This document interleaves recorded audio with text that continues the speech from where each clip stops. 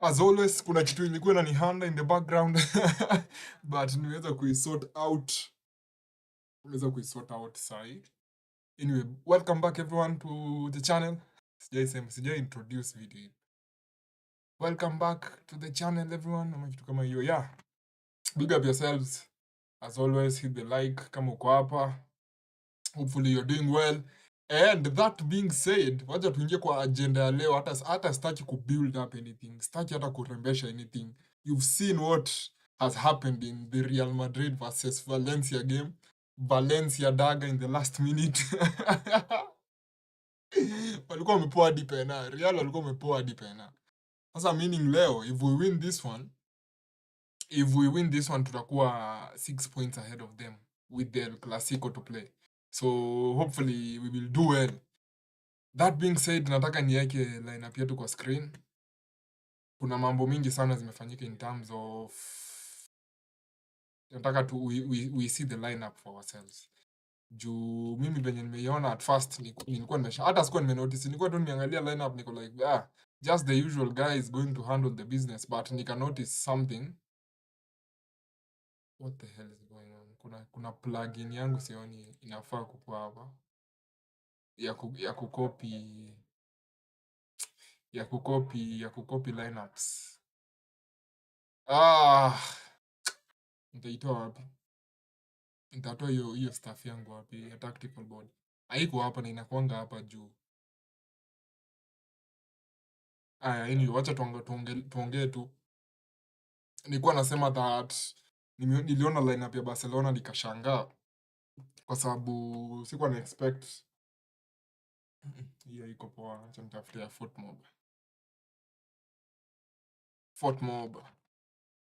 Mob nipatieni Barcelona 10 pm. Cha tuanze na hii spati ile yenye huwa natumia tactical board yangu iko na ufala. So that is the lineup. Szczesny in goal hapa for Barca, Kunde Kubarsi, Araujo, Balde. Araujo, nataka kuona Araujo kama atacheza as the right center back ama as the left. Ini ndio right, ini left. Mara mingi naonanga yake akicheza hii side ya right. Afu Kubarsi anacheza saa zenye wote wawili wanacheza inakuanga imeinvert. Inakuanga the opposite of venye wameweka hapa. Pedri and Dion in the midfield, Casado ako injury. And then this is Lamine Yamal anacheza kama right winger, Gavi katikati as the 10, Ferran Torres as the left wing, and then Lewandowski up front.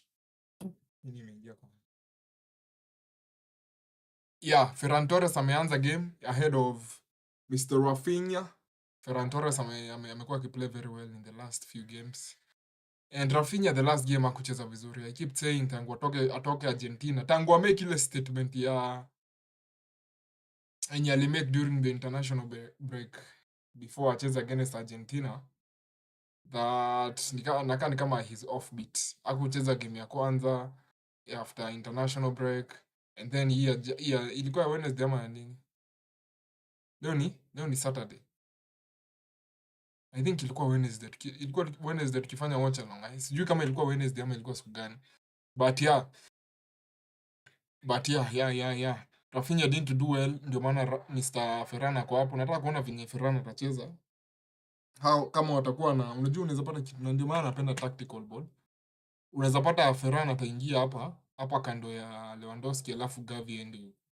Ama ibaki tu hivi but Ferran asicheze hapa, akaribia hapa alafu Balde akuwa anacheza hii side hapa.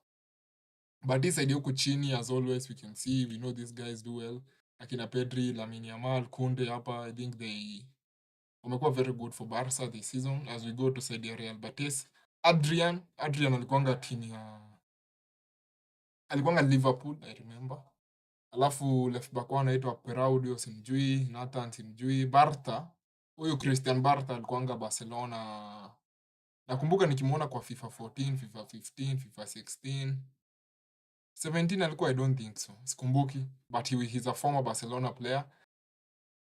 Ruibal, yes, simjui. Anthony ako on loan from United, amekuwa very decent for Betis since akuje. Altimira, Cardoso, Fornals, huyu ni ule Pablo Fornals mwenye alikuwanga West Ham, I think. Before West Ham alikuwa si Valencia, hii ya yellow.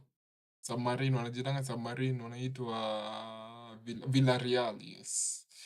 Yeah, ndio hiyo. Oh, so tujamaliza watu wote wa Real Betis. So Lo Celso hapa mbele. Lo Celso alikuwa amechezea timu gani? Amechezea Tottenham. Lo Celso amechezea Tottenham na at the same time Lo Celso amefanya nini ingine nakumbuka. At the same time amechezea Argentina. Yeah, that is what I was forgetting. Alikuwa anachezea Argentina, alafu akapata injury. Story time. Alipatanga injury during the 2021 Copa America. Venye alipatanga injury during 2021 Copa America, player mwingine akaletwa akuwa anacheza hiyo position ya Lo Celso. Huyo player ni nani? Alexis McAllister.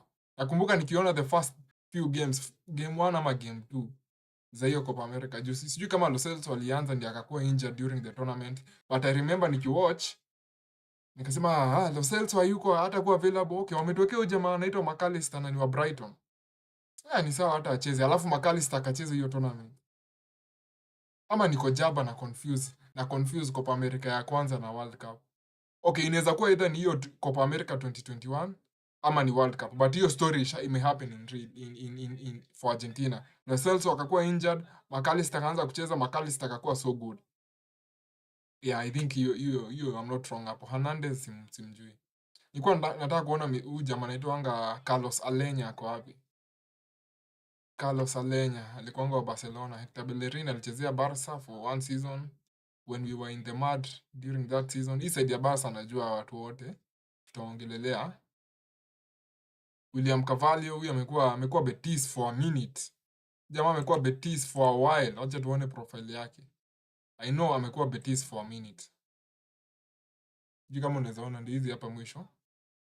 Toa hii kitu hapa. Mbona unaweka email yangu kwa screen, you shameless donkey. Tangu 2018. Yeah, okay, 2018 ni kitambo kidogo. 2018 how many years ago? Sasa tuko 2025 plus 2, 5 plus 2, 7. Amekuwa Real Betis for I remember nikimuona for a while. I think he's Portuguese. Portuguese. Ako 32 years. Okay, not bad. Nani mwingine nisijui hapa? James Rodriguez, Isco ako na injury. Na wengine sijui. Huyu Ezalzuli ni alikuwa anaitwa Abde. He was a player for Barca pia. Na Alenya pia I think anafaa kuwa hapo, Carlos Alenya. Nani mwingine mwenye amechezea Barcelona na huyu jamaa anaitwa aje? Huyu mse wa Brazil mwenye Emerson Royal pia tulimsainingi from Betis. Akakuja Barca, it didn't work out. Alafu tukamuuza Tottenham, alafu sasa sijui yako wapi.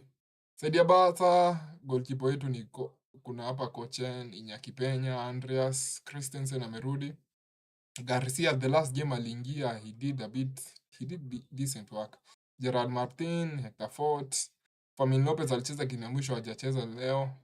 Pablo Torre, I keep saying we are sleeping on him in my opinion. I want him to participate. Mnaona game inakuja kuanza. Ansu Fati amekuwa akikula bench sana this season. Pau Victor pia hajakuwa akipata chance, but I think ni kwa sababu Ferran, who is the second striker, amekuwa akido well. Rafinha, we spoken about him. Nimeona Marc-Andre ter Stegen alimake some statement akisema that ameongea na Hansi Flick, he still wants to come back, anataka kucheza, he's aiming for sijui what and what. Dani Olmo, another injury for Dani. This season amekuwa akipata injury sana, but anakuwa na history ya injuries. Marc Bernal, huyu alikuwa injured when the season began. Alafu Marc Casado pia alikuwa injured this year. Yeah, early June, not bad. That being said, kidogo tactical. Kidogo tu. Copy lineup. Nataka ni copy. I am more comfortable using the tactical board than using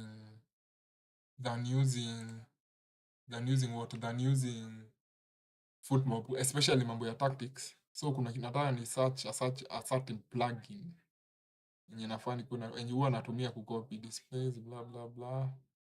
Website practical list improved. Natafuta hiyo plugin. Fix the problem in basic plan. Hapana, practical list web basic plan. Natafuta hiyo plugin. Sijui kwa wapi hiyo ya kucopy lineups.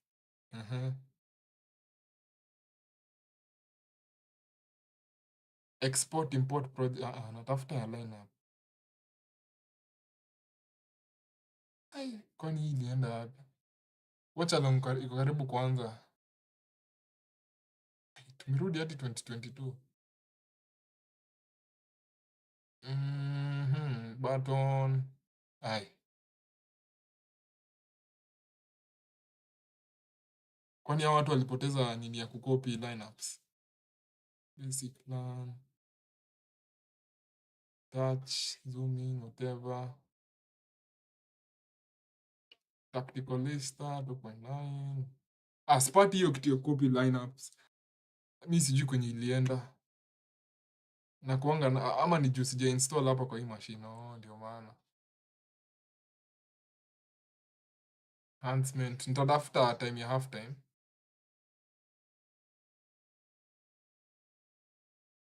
Share images.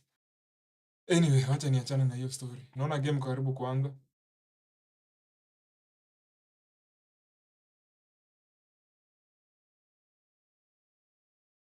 Aya, game imeanza.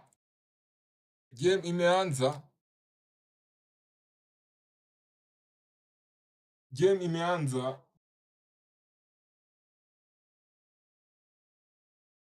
Game imeanza. Game imeanza. Araujo hapa with the ball.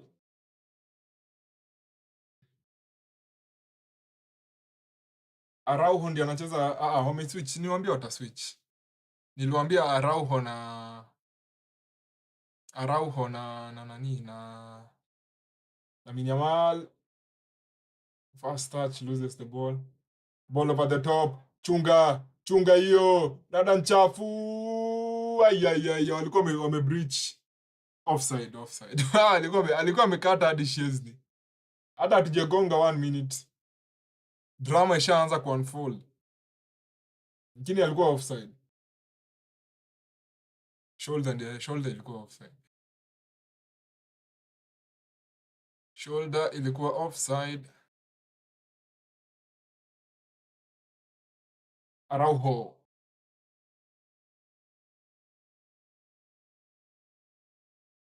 Bado natafuta hiyo kitu, hiyo plugin. Ai, wako na ball tena already Anthony. Kata ball hapa Anthony. Chipped ball. Jules Kounde, nice. Lamine Yamal anaacha ball. Lamine Yamal. Kata ndani. Pass ball mbele. Watu walikuwa washaanza kufungua bana.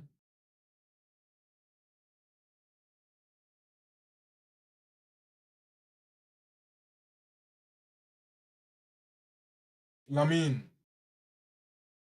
Jules. Hiyo jina inakuanga weird sana. Jules Kounde. Wamepoteza ball. De Jong anachukua mpira hapa, anasafisha rada. Pedri.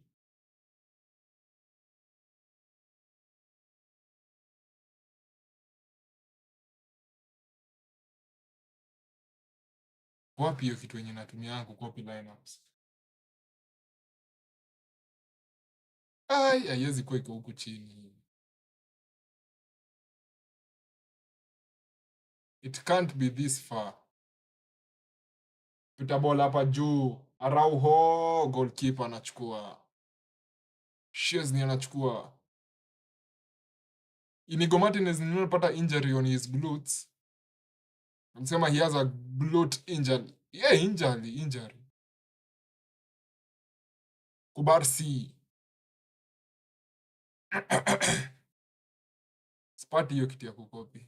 Maybe nitaangalia after nikifika. If you're listening, unaweza comment.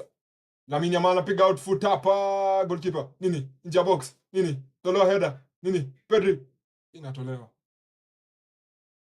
Unaweza comment kama if you're here, unaweza comment venye sound iko.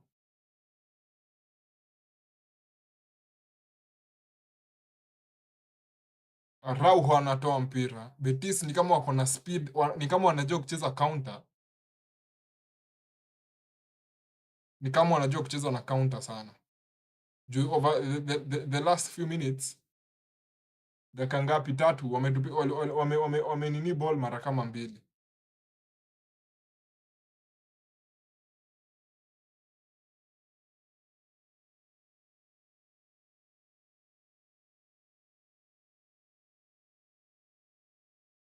Jules Kounde anakata, Ferran Torres mpira iko nyuma yake.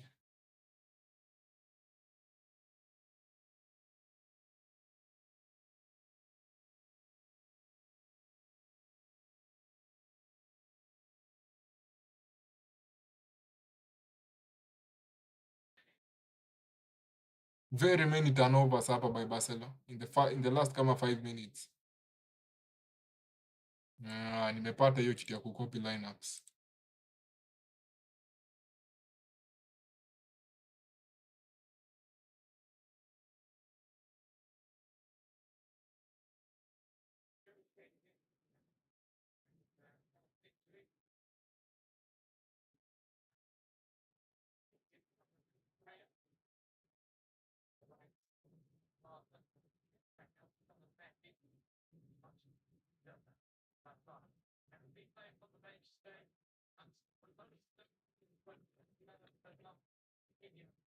Rojo.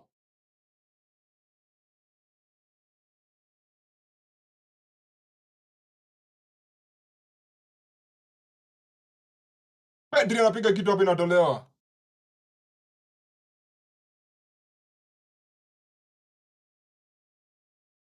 Pedri. Hiyo ilikuwa very nice. Piga kitu hapa Pedri. Goalkeeper anapangua lakini. Goalkeeper anatoa.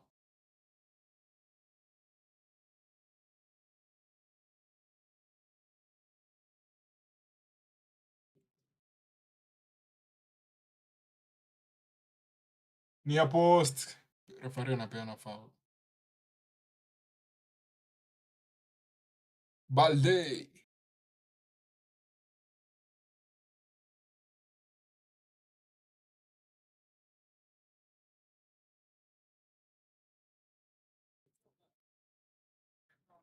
Hawa ni wakala green hawa watu wa Betis.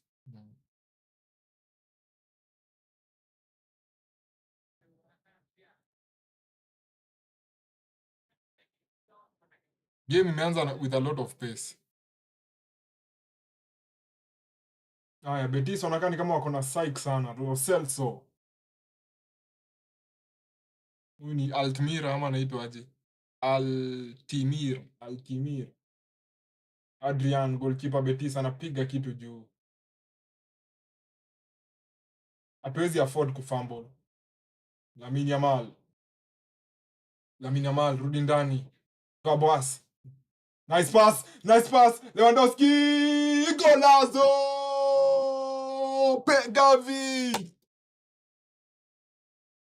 Very nice. 1-0.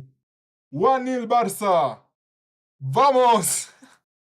Very good finish. Hiyo finish ni kali. Gavi, very good finish. Vamos. Hiyo finish ni kali. Nilikuwa ndani maybe atakata bola yake chini. Wanalilia foul hapa, hiyo si foul. Lamine Yamal usiniambie ni assist ya Lamine Yamal akarudi ndani. Ni ya the Shark. Ferran the Shark. Gavi ameficha kitu far post. Clinical. Very nice. Siku kama hii leo yenye we want to capitalize, atufai kuanza game na nerves. Very nice. That is very good. I'm happy with that. Yes, naona Hansi Flick akicelebrate hapo. Very nice. Lamine, nilikuwa ndani assist ni ya Lamine Yamal but nimeona nani ndiye ameassist. Ferran the Shark. Which is no problem FYI. Si ati hii iko na shida yake assist. Bora tu bao ingie. Gavi first goal this season after last year alisuffer injury. Alirudi this year in December or something. Na recover ball fiti sana hapa Gavi. Patia Kubasi. Araujo. No pressure. Usi feel pressure. Si feel pressure Araujo.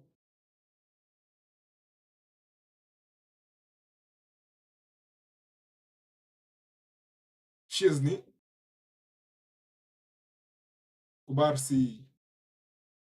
Rudisha nyuma kwa Dijon. Pedri. Miguso ya Barcelona hapa kazi safi sana. Araujo.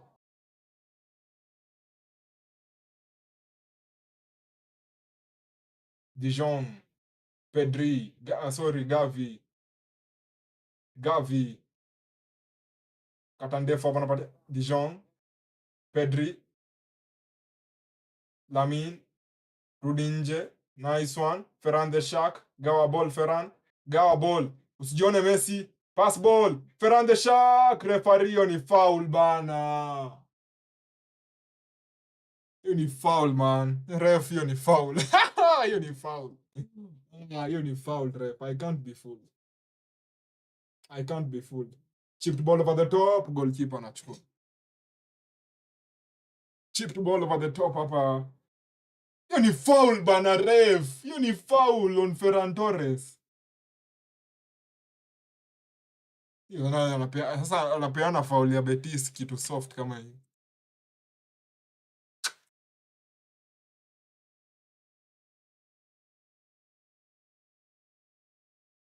Very nice. Haiko offside. Sisi hatufungangi kitu yenye hatunanga controversies. Barcelona hatunanga controversies kindly. And I'm telling you that. Sisi hatuna any controversies. Gavi anapatia coach hug hapa. Inakaa Gavi na Hansi Flick wako na very good connection. Ama tuite bond. They have a very good bond. Jumara mingi naonanga Hansi Flick Gavi wanakaa ni kama they have a very decent connection. Pedri. Kubarsi. Pedri. Safi sana. Gavi. Dion. Miguso ya Barcelona hapa. So from what I'm seeing, Ferran Torres, venye tu tulipredict za zile. Ferran Torres anaingia ndani. Pause. Balde. Nata kitu hapa cross inatolewa hapa throw in Barca. Nataka niweke tactical kidogo tu. This is what I was telling. Nakumbuka tukisema Ferran Torres si lazima akae hapa, anaweza cheza hata hapa. Anacheza hapo alafu Balde anaenjoy space iko hapa. So the advantage with him Ferran Torres invert kuingia ndani ni the fact that tunakuwa na overload hapa. Especially kwanza venye Betis kuna time venye wanacheza na mid to low block. So ndio maana unaona Ferran anaingia hapa, na the advantage with him inverting ina prevent Lewandowski from being marked by two players. Defenders Lewandowski ashindi hapa, hata nafaa nizipange vizuri. Lewandowski ashindi hapo. Iko hivi sasa. Gavi yako hapo. Gavi na Pedri kuna time wana interchange, moja yako mbele ya mwingine. Alafu unaona Balde yako hapa. Sasa nayo the disadvantage, na I think within the first kama 2 minutes tuliona hiyo. Pigo hapa Lamine Yamal, rudi ndani Lamine, poked away, Pedri anaokoa jahazi. Nilikuwa nasema that. Kwa hivi, the first kama 2 minutes tuseme 3 minutes tuliona wakitumia hii side sana. Tuliona nani wakitumia hii side. Tuliona Real Betis wakitumia hii side. Na ni kwa sababu sasa nayo disadvantage ya Ferran Torres kuinvert ni Balde inabidi akae na players wawili hapa. Unaona hawa wawili inabidi Balde ashinde amemaka kwa sababu Ferran Torres anainvert anacheza hapo katikati. Kama angekuwa hapa counter attacks ingekuwa bit tungeweza kuhandle. But the fact that Ferran anainvert anaingia hapa katikati inamaanisha Balde ana cover hao players wawili, na kuna times zenye tumeona iko wapi ball. Wanataka pa Real Betis, penalty juu, Betis, piga kitu, goal kick. Kuna times zenye tumeona wamecombine alafu Anthony akabeba bola akakuja nayo hadi huko.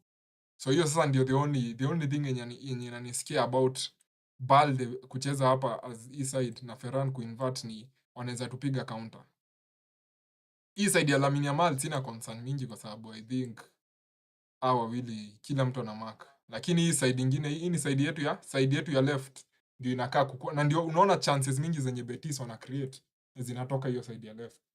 Lamine kimbia, attack Lamine, safi sana. Referee, hiyo ni foul. Hiyo hata ni yellow card. Hiyo ni yellow card. Huyu defender anaitwa aje? Huyu ni Nathan apigwa yellow card hapa. Hii ball ya orange nani alileta hii ball kwa LaLiga? Lamine. Pedri with the ball. Kubarsi. Tukikuwa na bao mbili before her first half ishe, itakuwa decent. Kubarsi. Tufunge tu bao mbili before first half ishe. Ama before half time. Pogo ananyang'anya mpira hapa bana.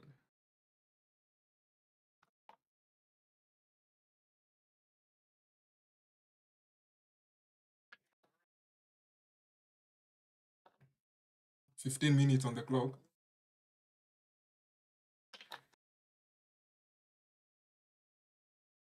Szczesny. Lewandowski. Araujo. Kata kitu hapa. Gavi, Miguso, nice one. Jules Kounde, nice one.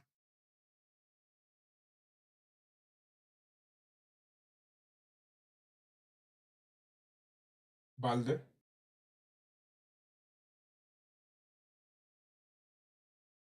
Wako very narrow. Nani wako very narrow. Especially time yenye Barcelona they are dominating the ball in the final third. Betis wako very narrow. Na ndio maana unaona Balde ana-enjoy a lot of possession. Poteza mpira hapa basa, kuja hapa Anthony again Escobarsi. Anthony anajaribu kumpiga chobo, corner kick. Siwaachie space. 2 goals before first half ishe. Itakuwa rada sana. Itakuwa safi sana if we score 2 goals before first half ishe. Corner hapa. Corner Real Betis. Itapiga ndani. Wataipiga ndani. Peleka ndani kona, free header, wamefunga. What the hell? What kind of defending was that on a corner kick? What kind of defending is that? 1-1. Hiyo ni just embarrassing. Huyu jamaa ameruka hiyo header akiwa peke yake. Nani alikuwa na mark? Huyo jamaa? Whoever you are marking him, shame on you. Na nashuku ni mtu kama Lewandowski. Si nimekwambia, si Lewandowski. Araujo, I knew it. Bozo. Anaruka aji hivyo Araujo, experience player kama wewe, unaruka aji kona hivyo surely. Umeangalia kichwa ya Araujo iko chini hivi ni kama anataka kufunga viatu. How is anamwangalia venye Araujo anaruka on that corner surely. Hiyo ni embarrassing. Wacha tu nikwambie ukweli. Hata kama the header was good, Araujo, shame on you for doing that. Anaruka, watu wanarukanga wakiangalia juu kwenye Araujo, kichwa yake iko chini hivi ni kama anataka kufunga viatu. Hiyo ni embarrassing. 1-1. As much as watu wanaweza sema that's a good goal, hiyo is just hiyo ni effect ya poor defense. Hiyo ni kujiachilia tu, amejiachilia. There's no way player kama Araujo anafanya kitu kama hiyo. There is no way that anafanya hivyo. Hiyo hata ni hiyo ni inani-annoy hata.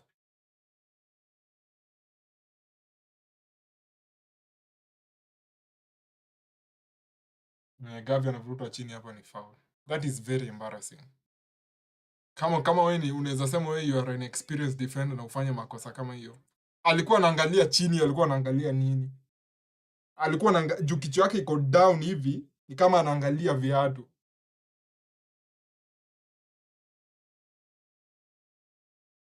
Dijon.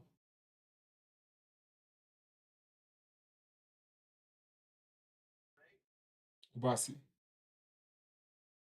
Pedri. Pigwa ndefu, hiyo ni offside hadi. Lamine Yamal lakini goalkeeper anachukua. Hiyo ni shocking. Tunaweza concede from a corner.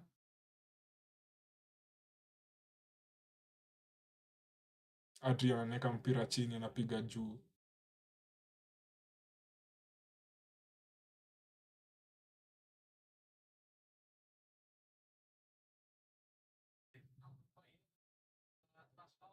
Piga hapa pass, Kubasi anachukua mpira.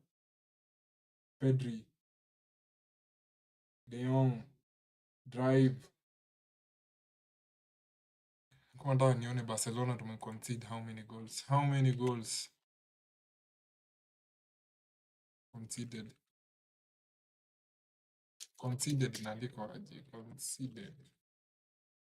How many goals? How many goals has Barca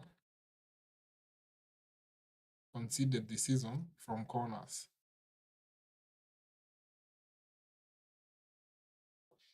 Nani? Lamine Yamal leta ndefu inatolewa na header.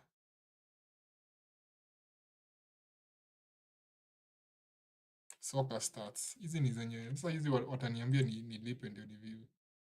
This website is not available in your country, region or territory. Wanaita territory. Due to graphical restrictions. Sasa website ya mpira iko na graphical restrictions gani surely? Graphical na ni football. Hata sisemi ati ni music. Unajua labda kuna music yenye iko banned in my country. But the fact that naangalia kitu ya ball, hiyo ni very weird. Hakuna pale naweza pata very poor defending. Hakuna pale naweza ona goals ngapi tumeconcede as a corner. Statmus, acha tuone Statmus. Statmus najua ni hii inaniletea EPL. Statmus wanataka mtu alipie. Sisemi hufai kulipia. If that is how you make your bread, good for you. Na wananiletea Barcelona yenye iko Colombia. Febre wanaweza kuwa sijaiona corners. Defensive, goal creation, miscellaneous, passing. Nani amecheza minutes mingi for Barcelona this season? Ni Jules Kounde. Amecheza 2300 minutes. 23-25. Balde, dribbling. Balde analeta kitu hafifu. Betis, foul. Hakuna pahali penye naweza ona corners. Ni hii inaweza kuwa kwa defensive actions ama. Defensive action inanionyesha how players defend, tackles, blocked shot, clearances. Sioni corners. Siwezi pata corners.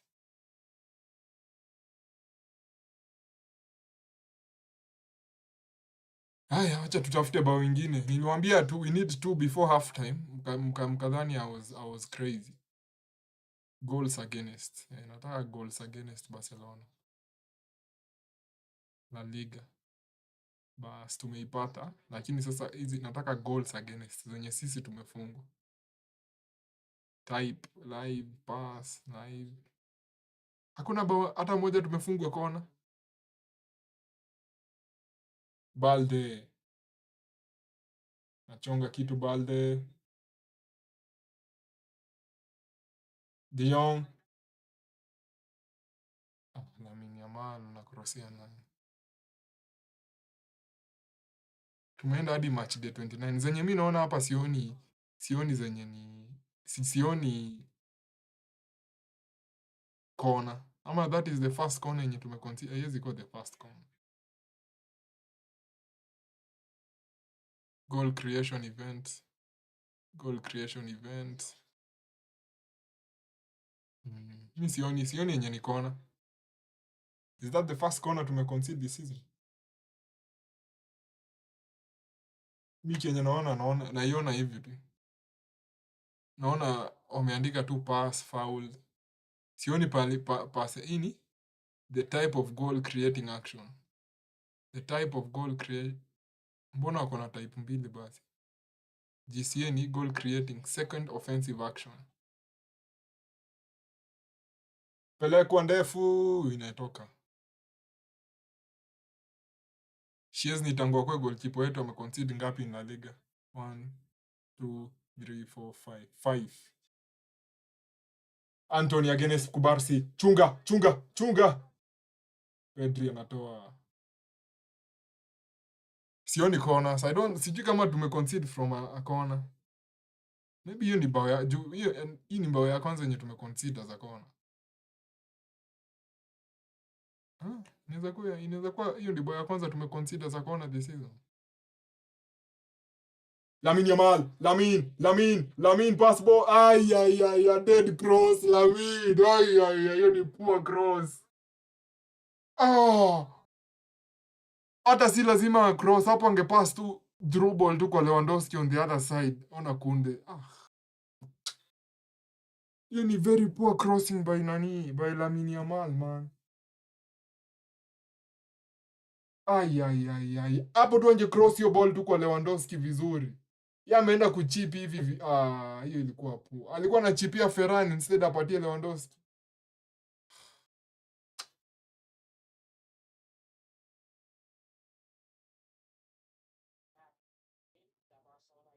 Uzuri mimi najua goalkeeper wao ni Shimo. Huyu tukiweka tu shots mingi kwa hiyo box. Tukiweka tu shot, tukishoot tu hivi, he will concede three eventually. Hata kama ni bora we are hitting the target.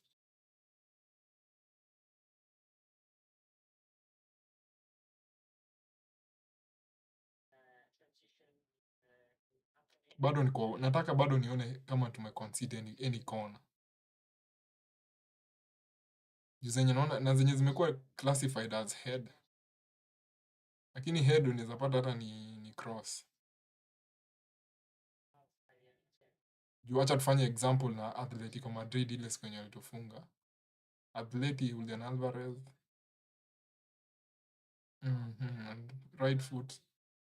Another turnover.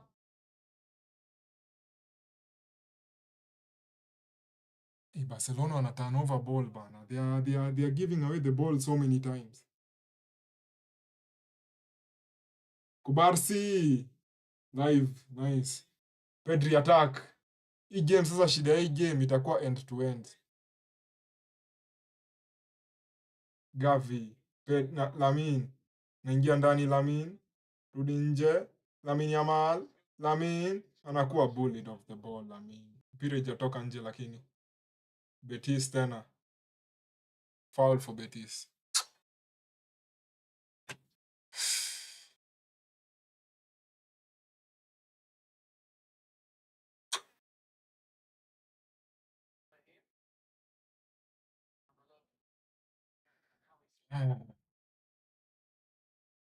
Hiyo bao ya Gavi ilikuwa noma.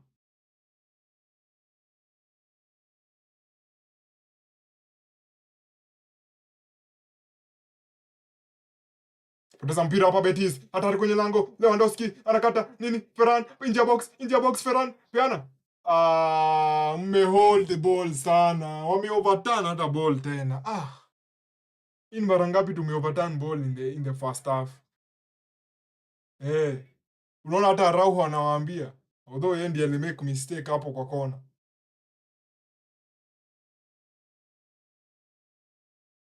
Araujo. Kubarsi, nice. Advance. Tunahitaji Rafinha. Tunahitaji Rafinha on that side.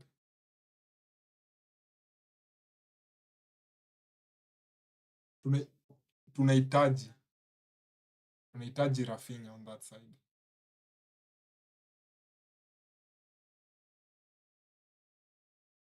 Balde. Patia Gavi. Patia Balde. Ai, Lewandowski! Ai, ai, ai, ni Ferran, si Lewandowski, ni Ferran.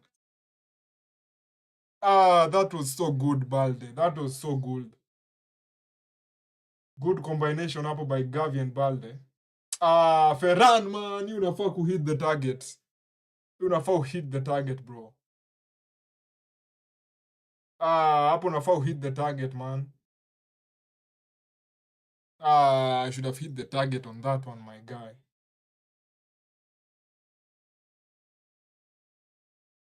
Nice one, Gavi. Nice one, Gavi. Nice one. Good recovery. Pedri. Patia Lamin. Nachia Jules Kunde. Rudisha nyuma kabisa kwa Araujo.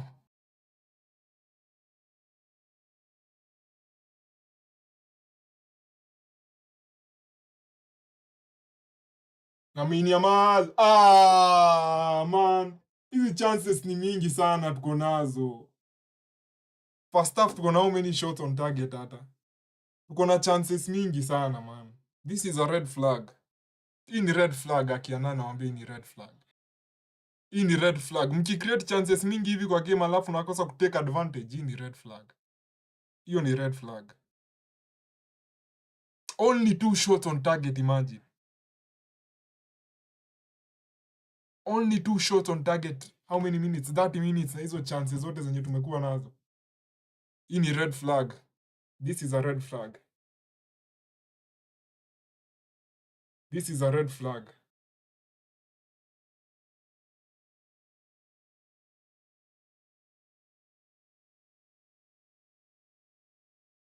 Aya, Betis with the ball. Miguse wana Betis. Ona kwenye Araujo, venye Araujo wako out of position. Ona venye Araujo wako out of position. Gavi anagongo alafu referee anapeana throw in ya Real Betis. Foul, sisi tumekuwa fouled. Player wetu ndiye amekuwa fouled. But La Liga, bro. La Liga referees. La Liga referees. Kuna jamaa amejaribu kukatch out Szczesny on that one. But he was very off. Ferran.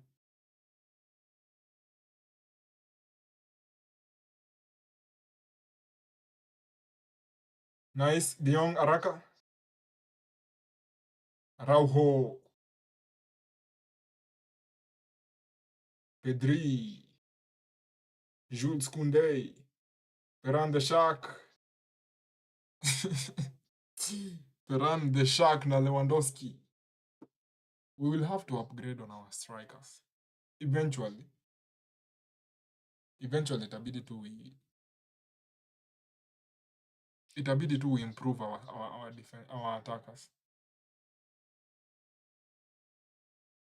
Itabidi tu eventually we improve. Pedri. Si Pedri ni De Jong. Lamine.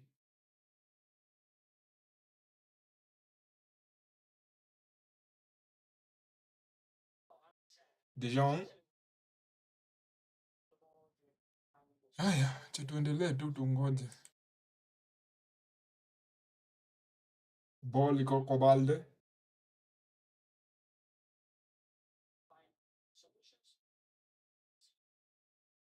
Pass ball. Pedri, nice. De Jong. Anainua ndefu sana, inaenda direct kwa goalkeeper.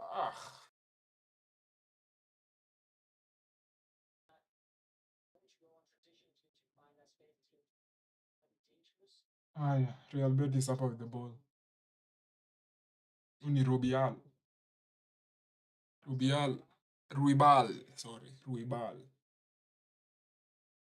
Hao walitukazia ile game. I remember very well ile game yenye tulichezanga against hao kwa stadium yao. Hiyo game nani alinikasirishanga sana, Ferran Torres. But credit to him, since that day, aliturn into a new leaf. Lamine Yamal uko on the edge karibu na corner box. Gavi kidogo tu hivi, Gavi ungeshoot tu. Ungeshoot tu direct. Umeenda kutafuta a second touch. Hiyo imepoteza hiyo chance. Hiyo second touch angeshoot tu, after hiyo first touch aekelee tu kiboko.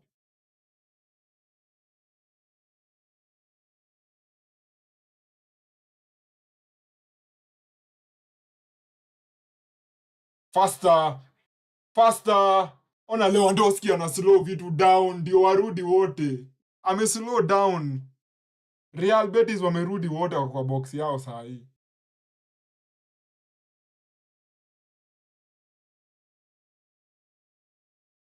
Kona for Barcelona. Hata si tuwafunge na kona basi. Si walitufunga na kona.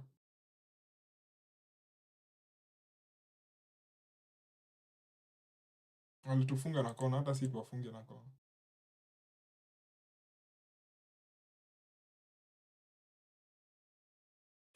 Lewandowski man. Chance after chance tu. Hiyo ni foul. Hiyo ni foul on the goalkeeper all day, Araujo.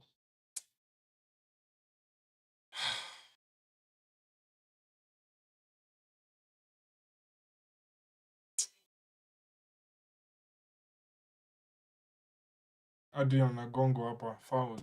Hiyo first half ati inaenda kuisha. Niko na 10 minutes hivi.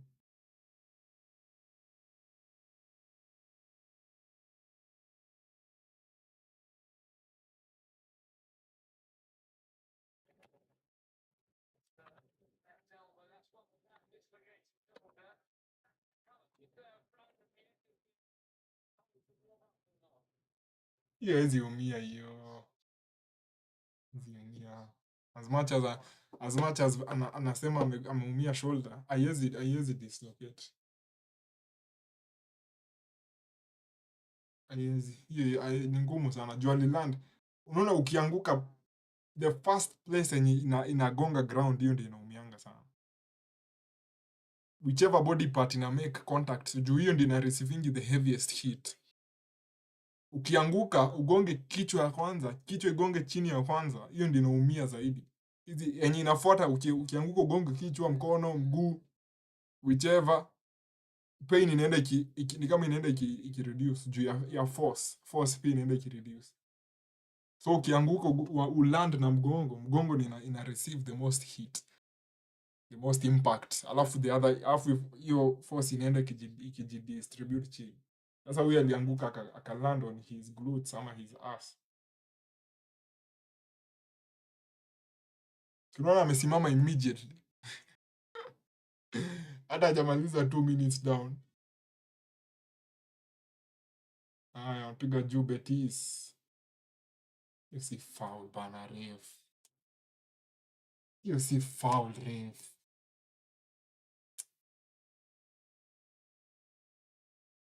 Araujo with another foul. Anakuanga hands on sana Araujo. Ama ni mimi pekee naonanga hivyo. Anakuanga very aggressive.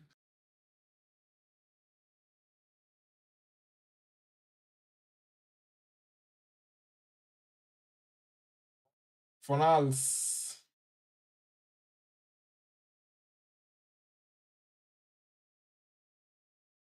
But hii first half, chances zimekuwa na kama 4 good chances. Ndio hiyo ingine ya tatu. Ona Lewandowski first touch.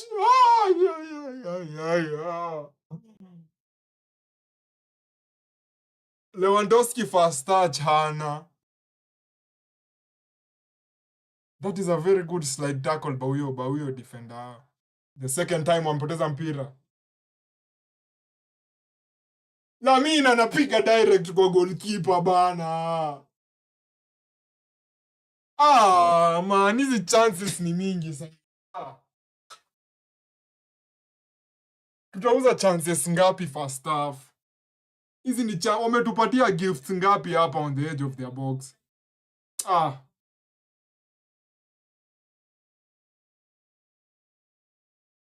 Mara ngapi wametupatia ball hapo on the edge of the box?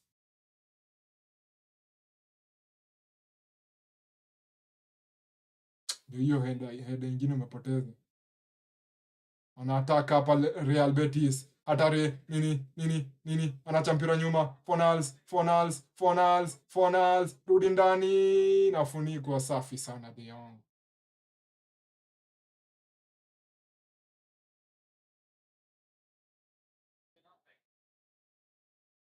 Lamine Yamal anageuza mtu hapa. Lamine Yamal arudi ndani. Lamine rudi nje. Safi sana. Pass ball Lamine. Foul for Barca. But if first half zile chances zenye tumepoteza, we will regret them. If hii game haitaenda accordingly, I'm telling you we will regret hizi chances. Kwanza wametupatia ball mara mbili on the edge of the box twice in a row, wakatupatia sahi, alafu the next action wakatupatia ball tena.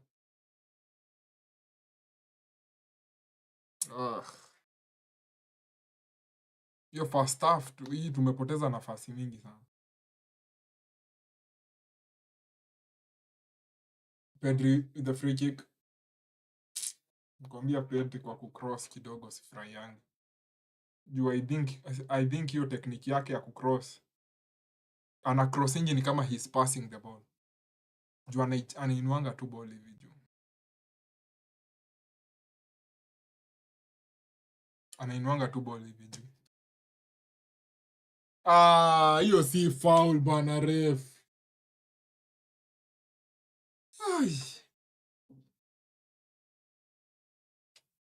Hiyo ni foul aji.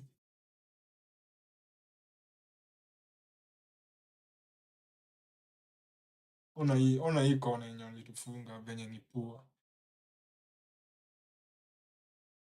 Araujo man, Araujo man. Ronaldo Araujo.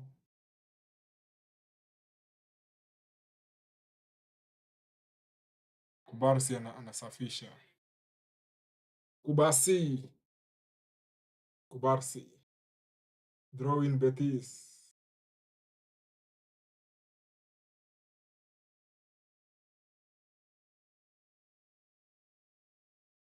Offside.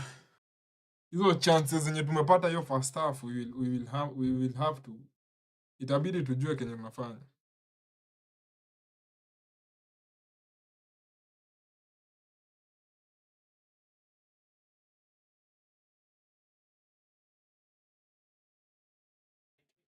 Franklin Saint.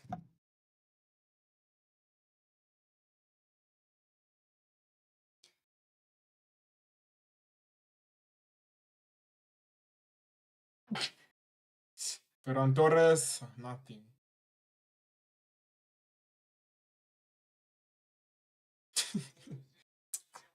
Anthony alikuwa anapatia nani bola hapo sasa? Alikuwa anapatia nani bola hapo?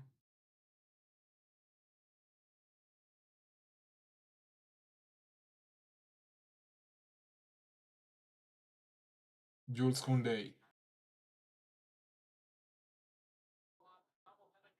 Pedri.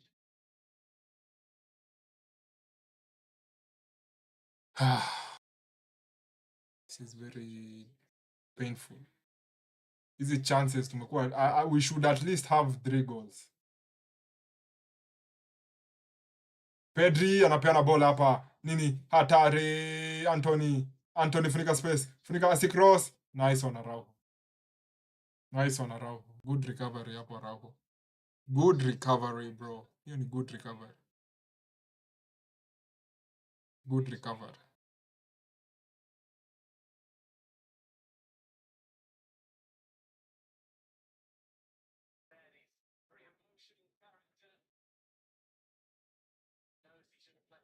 Long live the king. King KDB. Nilikuwa nifanye video ya De Bruyne is leaving Man City. Hii weekend nilikuwa nifanye hiyo video ya De Bruyne, video ya Manchester Derby preview. Ama kesho niamkie hiyo video ya Manchester Derby. What is the best time kufanya hiyo video? Juu na feel ni kama window ya kufanya ama chance ya kufanya hiyo game ya kufanya hiyo preview, na feel ni kama imeenda ikiisha. I think the perfect, according to me, the perfect day ilikuwa on Friday. Betis hapa attacking nini, rudi ndani, atapatia Anthony Balde on him, nice. Was create anything Lo Celso, Anthony, Gavius Kubali, Gavius Kubali, Gavius Kubali, nice one Gavi.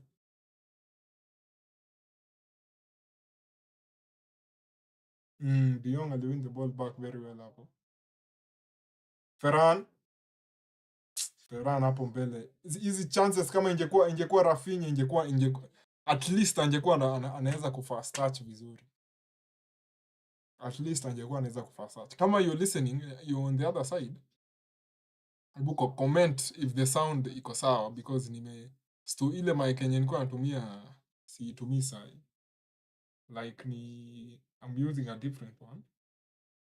Although yenye natumia sahi it's not the final one.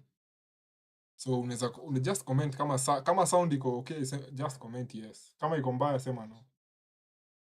Poor pass by Jules Kounde. Goal kick Real Betis. First half tumepoteza chances mingi sana.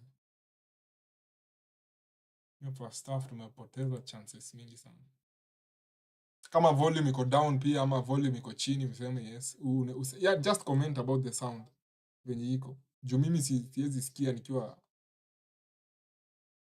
live. Nikiamua kuisikia, nyinyi kwenye itatoka na feedback ama itatoka ikiwa a bit weird. Araujo, Ronald, Frenkie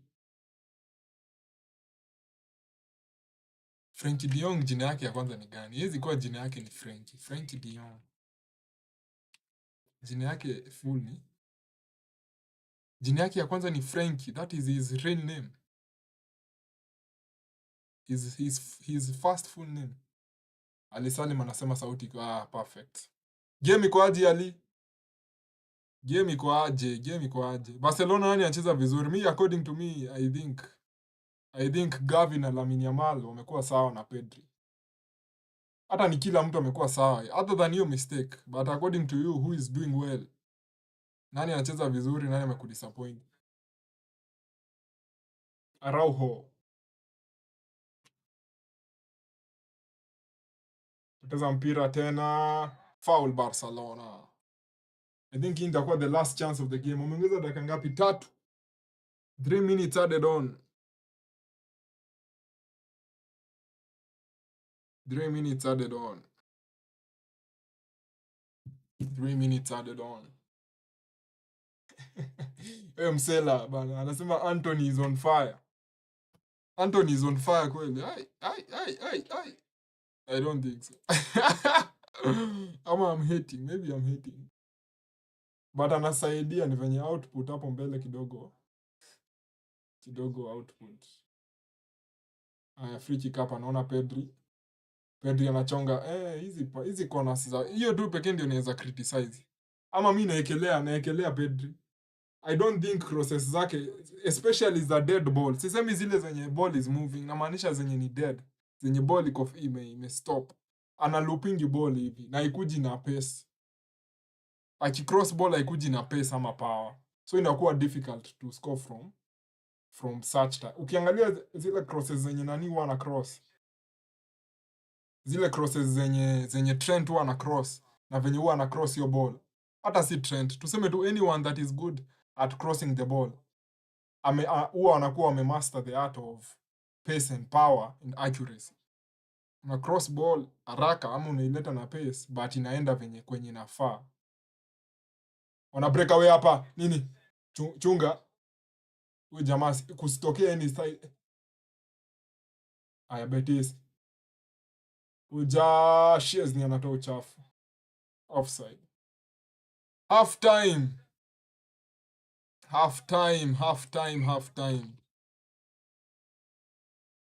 imefika. 1-1.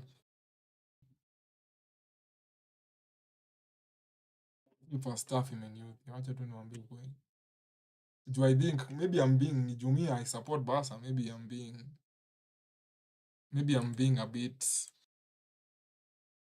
biased, but I think tulikuwa tuna deserve kuwa na bao mingi.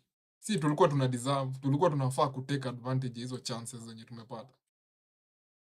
Tulikuwa tuna deserve kupata kunini kuscore.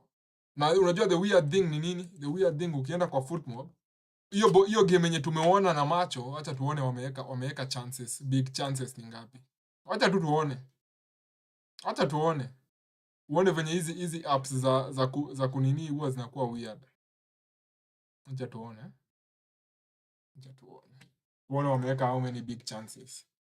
70% hiyo whatever hiyo ni sawa. Ati expected goals 1.1, 1.09. Inafaa kuwa at least 2. At least 2. Ukihesabu bao wenye Ferran nani alifunga, Gavi alifunga, bao wenye chances kama ile yenye Lamine Yamal alipata, zile sadaka zenye wametupatia, hii XG inafaa kuwa haya. Total shots hizo ni 6, only 3 on target. Big chances 3. Mnaona tuko na big chances, at least leo they are being honest. Big chances ni 3. Na ndio maana naulizanga big chances. How is it possible that tulikuwa na 3 big chances but XG yetu ni 1.09? Hiyo information haicoincide, haiendanishi. Heri hata ingekuwa 1.5 juu hiyo ni half of 3, which ningesema, but bado hiyo ni weird. Although najua expected chances na expected goals na big chances ni different. Aya, angalia missed chances. Barcelona tumemiss 2. Tumemiss 2 missed chances. Hizo inawaambia tungekuwa na bao mingi kuliko hiyo. Accuracy 300 nini 93. Real Betis wamekuwa na only 94 passes. 94 passes in the first half. Only 94. Inamaanisha sisi tumedominate ball ni venye we have nothing to show for it. 94 ukimultiply by 4 inakuwa 376. Na Barcelona tumepossess the ball 4 times more than them. Hata unaweza angalia tu kwa possession. 24 to 76. 24 times 3 ni ngapi? 24 times 3. 24 times 3 times 3. 23 ni 72, sorry. Yeah, ndio hiyo. Who is the best player first half? Wameweka Lamine Yamal as the mwenye amedo well. Wacha tuangalie kwa lineups.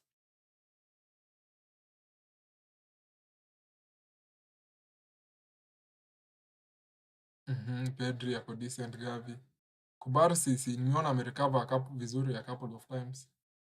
But Araujo bana, mimi Araujo huwa ananishtua sana. Tangu ile siku yenye alipea ile bozo yake against PSG.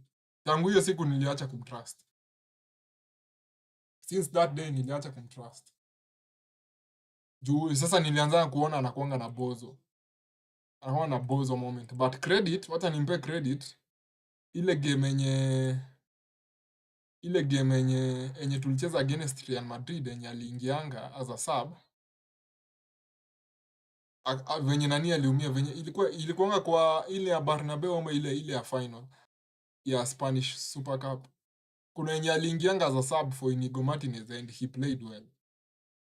So hapo nampatia credit. But hizi mara zingine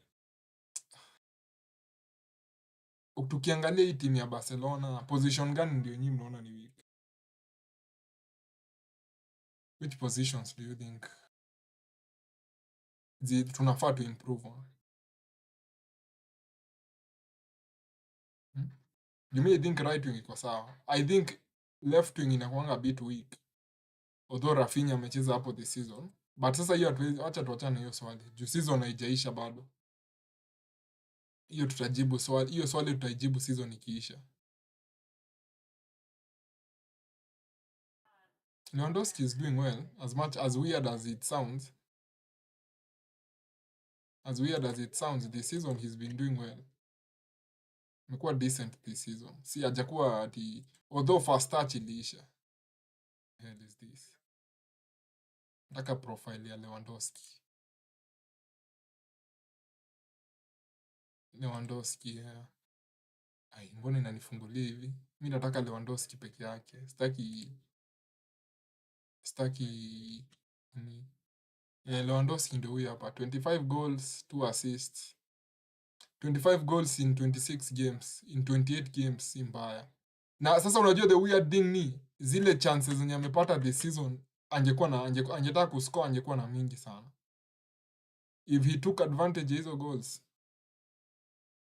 Hello, greetings from Poland. Greetings to you too.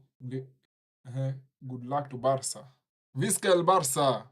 Visca Catalonia. We're talking about Lewandowski. 25 goals in 28 games. Si mbaya. Ama it's not bad. But angalia. Since he joined Barcelona, amecheza 138 games na akona 97 goals. Hiyo ni conversion rate ya ngapi? 97 divided by 138. 97 divided by 138 times 100. Conversion rate yake ni 70%, 70.3. Si mbaya.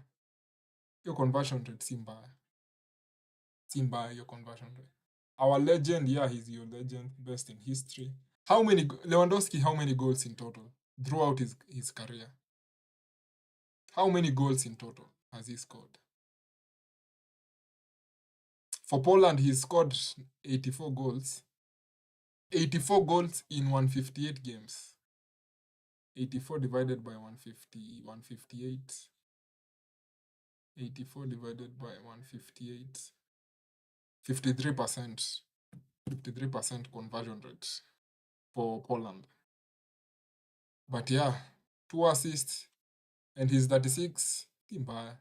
Although first touch imepungua kidogo, first touch yake. Hit the like kama uko hapa. That being said, do you think for second half to make any changes? Do we need any changes in the second half? Maybe me, I will go for Rafinha. Naweza weka Rafinha for Ferran Torres. Although the first 20 minutes Ferran Torres he was finding spaces. Okay, maybe tucheze hadi dakika 50. Okay, 50 ni kidogo. Tuseme 55 to 60. If there's nothing yenye ina happen, tutoe Ferran, tuweke Rafinha. Huku kwingine midfield, I don't think tuko na any other options hata ukiangalia bench. Ju Pablo Torre ansiflika mweki. Maybe tuseme yeke Fermin Lopez, which is very difficult. Alafu naangalia attackers pia. Sasa I keep saying that our bench ya Barcelona ndio iko weak. It's not bad, but bado it's not the best considering the trophies zenye tuna compete for. Akina Champions League, LaLiga, and in simple terms, considering that Barcelona competes for every trophy ama every tournament they are in, we need a better bench. Either these players when you're kwa bench they improve. Justa kama Pablo Torre achezangi. Na nikiangalia bench mara mingi mimi naangalia in terms of attackers. Maybe Dani Olmo angekuwa hapo ingekuwa better. Ingekuwa better. But sawa, maybe in the summer we will revisit that topic. Do you think Barca will win against BVB? First leg is Barcelona is at home. So my opinion is that Barcelona should take advantage of that first leg properly. They should at least score. They should at least have the first game is being played, Barcelona at home. It's on Wednesday. I think they should take advantage of this game. They should at least have 3 goals in the first half. Dortmund beat Freiburg 4-1 today. Okay. They're improving because I don't think this season have Dortmund been good this season. Have they been good? Dortmund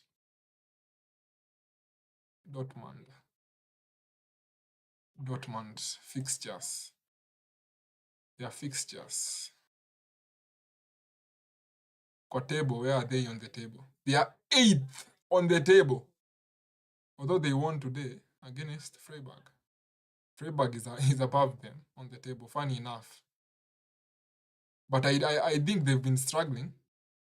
Have they been conceding a lot this season, or they've conceded 43 goals in 52 and scored 52. So it's either they are conceding a lot, or they are not scoring many goals.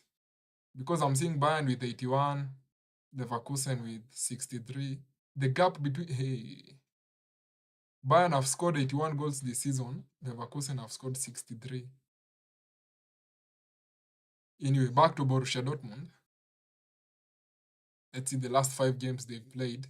In the last 5 games, they've improved. In the last 5 games, they've won 3 and lost 2. That's not bad. Dortmund in the UCL is different. A fact. That's a fact. I think they finished in what position in the UCL table? I think they finished in the top half. In the top 8, sorry. Let me confirm that. I think I don't remember them playing in the what do we call it? In the playoffs on the table. Oh, okay, they played. They finished 10th. Who did they play against in the? They played against Lille. They played against Lille in the playoffs. Okay. They drew 1-1 at their home stadium, and then they went on to win 2-1 against Lille away. So maybe they are better off in the. So maybe they are. Yeah, they play. Yeah, I agree with that. They are more attacking in the what do we call it? In the Champions League, because I remember the game that Barcelona played against them, the one that we won 3-2. I think they were very good on that day, especially their striker is called Guirassi or something. He was very good on that day. He took advantage of the chance. I also think they got a penalty. Yeah, they got a penalty. Yes, 8-9. Yeah, they were 10. They were 10th in the Champions League. But yeah, you see, they got slapped by Dortmund, by Leipzig, sorry, and then they won against Mainz 4-1 today. Who did they play in that game? Because most likely they are going to have the same players in that they used lineup. Dortmund, Kobel. This guy got injured. I can't even pronounce. Bensebaini, Emre Can, Anton, Rayson, Gross, Stevenson, Chukwumeka, Chelsea guy, Brandt, Ademi, and Ademi and Baera ndio attacking players wao. Mi naona hao pekee ndio attacking players. Sioni attacking player mwingine wa Dortmund. Guirassi ako wapi? Who is Guirassi? Guirassi alicheza and he scored. Wow. Aliingia kama sub na akafunga. So hapo lazima tukue careful of this guy. But our Dortmund pia underestimate. Underestimate Dortmund. Kwa sababu mi I think they will wanaweza tu frustrate. Wacha tu niseme ukweli. Wako na uwezo ya kuweza kutu frustrate. They can frustrate us. Wanaweza tu frustrate. If we take them if we underestimate them, sorry, wanaweza tu frustrate. But hii game ya kwanza hii yenye tunacheza against hao, hii against Dortmund on Wednesday, hii lazima tukue sharp. I want us to win with at least 3 goals. Juu mnajua Champions League. Si nyinyi mnajua Champions League venye inakuanga. Champions League ni ya msee mwenye anatake advantage of the chances zenye anapata. As simple as that. Whoever takes advantage of the chances ndiye ana advance. I'm a fan of BVB, of course, yeah, because of Lewa. I would love them to win, but on the other hand, watching two Poles in the semi-final. In the UCL semi-final wouldn't be that bad. Okay, interesting. Which team do you support? Barcelona or which team? Do you support Barcelona? BVB. Oh, okay. You're a Dortmund fan. Okay, but I like Barca. Yeah. I think the most common thing is I don't think Barcelona fans I don't think Barcelona fans will say that they like Bayern Munich. So most of the time we automatically I don't want to say we also support BVB, but we are more we like BVB more than Dortmund. More than Bayern Munich, and we all know why. But it's going to be an interesting game. What do you think is going to happen on Wednesday before the second half returns? What do you think is going to unfold in Wednesday and even in the two legs? Barca, are they going to get a win? Is Dortmund going to shock them?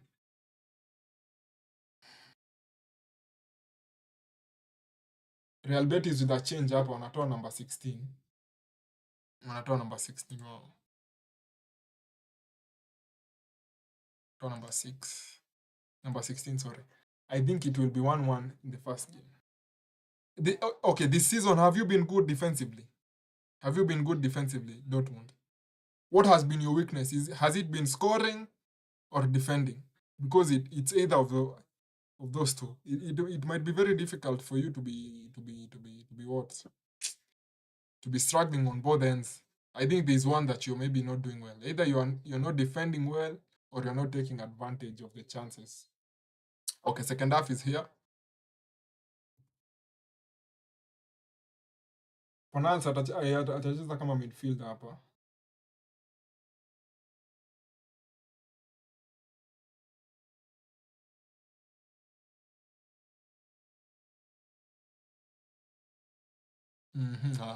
Just time. Sorry about that. You're saying that your mentality is the weakest. Is the okay. So maybe you might get rattled in a if a game becomes. Ooh, good shot up by Anthony. Anthony with a very good shot up. So you're saying that mentality wise, that's where you struggle the most in terms of even holding on during the games. That's what I'm getting from that. You are talking about 1-1. I wouldn't want the first game to end as a 1-1 because if it ends as a draw in the first leg, I think Dortmund they might have the advantage in the second leg. And I also think Dortmund won't be pushing that much in the first leg, especially because they know the dangers that Barcelona possess in transition. But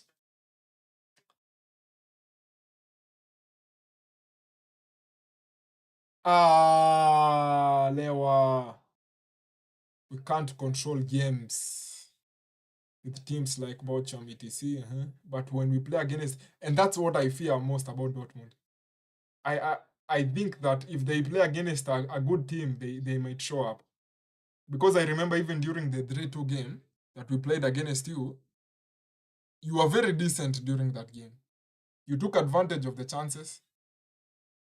So my biggest fear about Dortmund is that when it comes to the big games, you might shock people. But how have you done this season against the likes of the Leverkusens and the Bayern Munich and so on?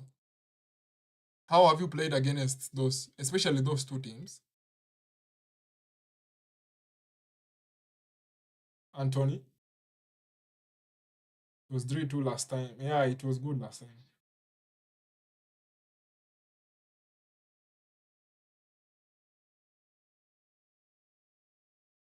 What has Anthony done? Bro, it's just falling. It's just falling.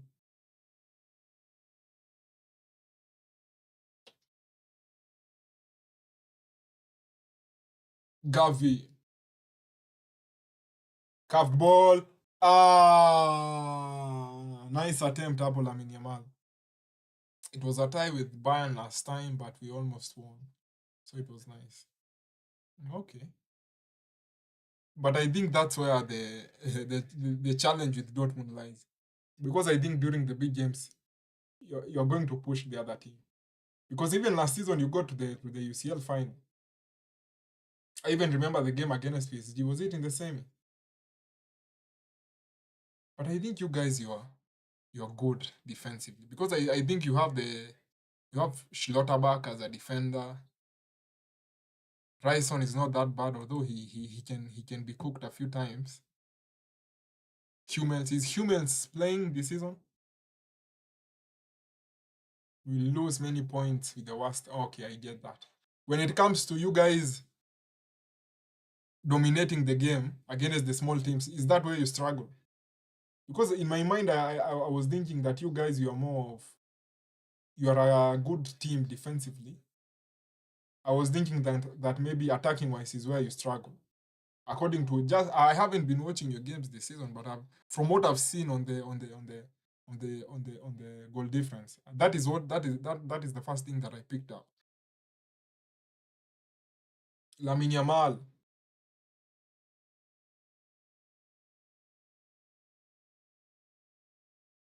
Oh my god. Oh my goodness.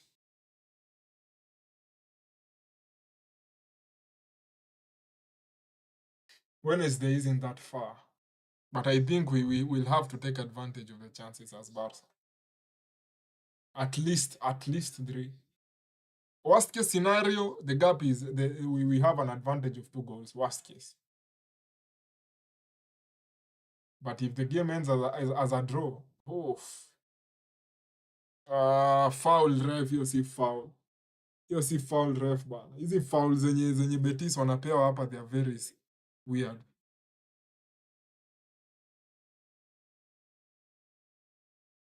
Hizi foul ni very weird.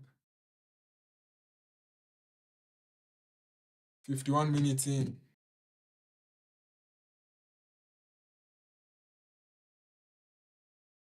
Anthony misplaces the ball. Pedri. Pedri, man. We need bana. Tunafaa to make changes hapa. Hapa tunafaa ku make changes.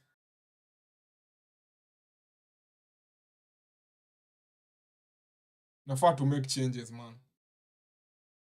Your left wing, it's dead. Oh no! De Jong alikuwa amefoul mtu hapa but hajamfoul.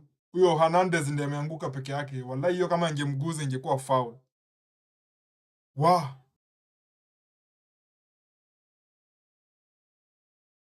De Jong. Gavi. Sasa imefika time ya kukaza. Sasa the game sasa from now sasa until the last minute it's going to be difficult.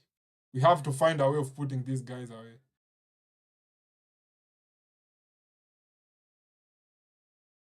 Ferran Torres, man.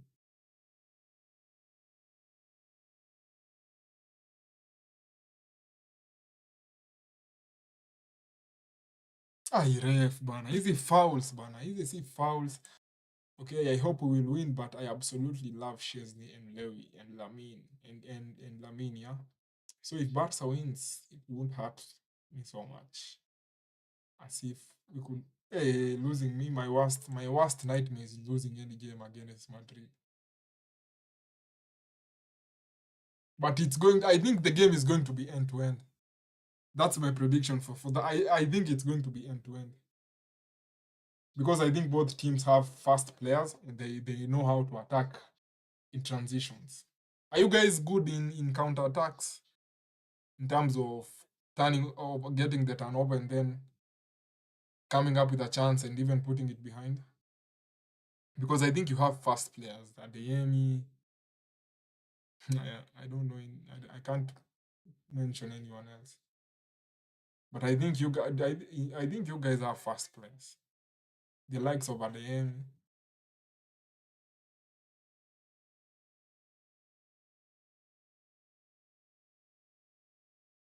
Kubarsi.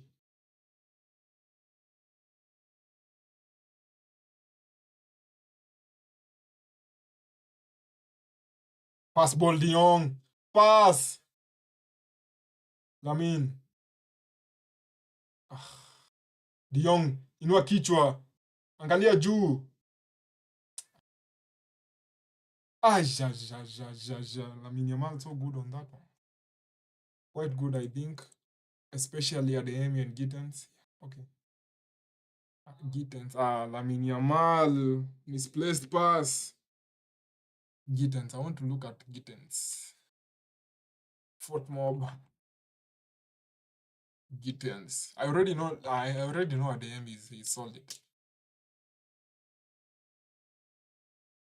Jamie Gittens.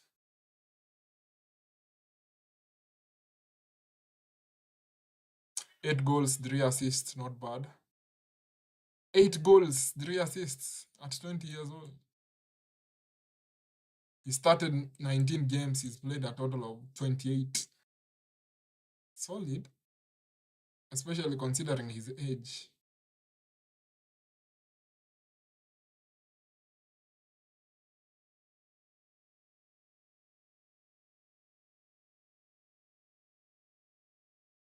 Jules Kounde! Ay, ay, ay, ay, ay, ay, ay, ay, ay, ay, ay, ay. No way. That was such a good. Hiyo ilikuwa chance, man. Hiyo ilikuwa chance. Ay, ay, ay, ay, ay. Amepiga bana goalkeeper aka save direct. Hiyo ni chance bana. Hiyo ni chance tumewaste. That's a good, as much as chance tumepoteza, it's a good save by Adrian. It's a good save by Adrian.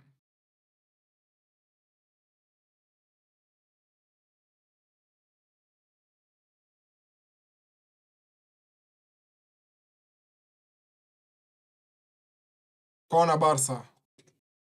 We need something bana. Rafinha and Eric Garcia.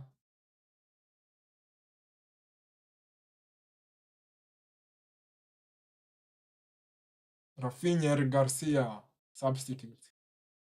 To make changes before set piece. Where are you from? I'm from Kenya, bro. I'm from Kenya. Corner direct to the goalkeeper. I keep saying his crosses are Pedri. They are his weakest attribute. Crosses are Pedri. Out of everything he can do, crossing is his worst ability. Especially when it comes to a dead ball. I'm not convinced about him when it comes to dead ball. Pedri wins the ball back. Ferran. Lamine Yamal. Ay, ay, ay, ay, ay, ay.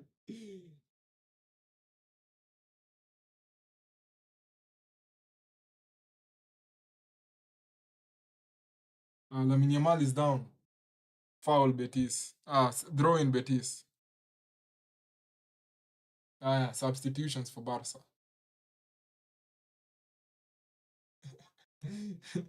Nice, never been there. My knowledge about Africa is nearly zero. Okay. What can I tell you about Africa? How many countries do we have in Africa? 52, 54, I think. Ferran substituted. Rafinha is in. De Jong pia anatolewa. Wanaweka Eric Garcia. I've only been to Egypt and Tunisia. Nice. Egypt. Have you gone to see the pyramids, bro? Have you seen the pyramids? Because I think that the first thing that comes to mind when people say they visited Egypt is the pyramids. Have you seen the pyramids? I also know nothing about Tunisia, so I can't even tell you their capital city. So I don't even know anything about Tunisia.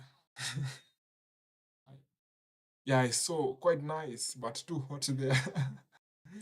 Interesting. I think Egypt is it very hot compared to the other countries in okay, it's part of North Africa. Yeah, I think the temperatures in Egypt are also high. Let's see the weather in Egypt currently. Egypt weather.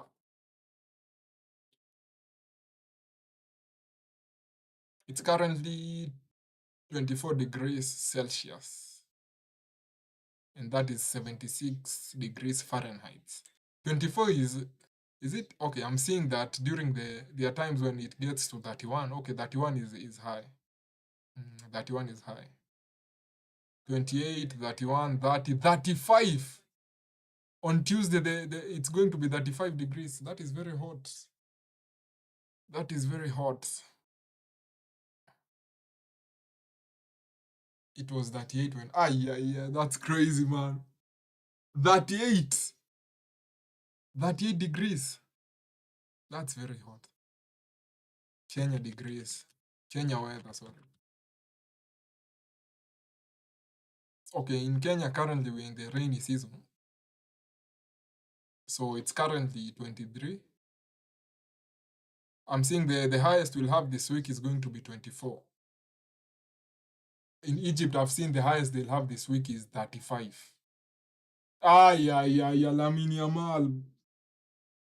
We are just wasting chances. And I think we're going to regret it in the end. We'll regret all these chances that we are missing. We will regret. We'll regret these chances, especially if it doesn't go how if we fail to win this game.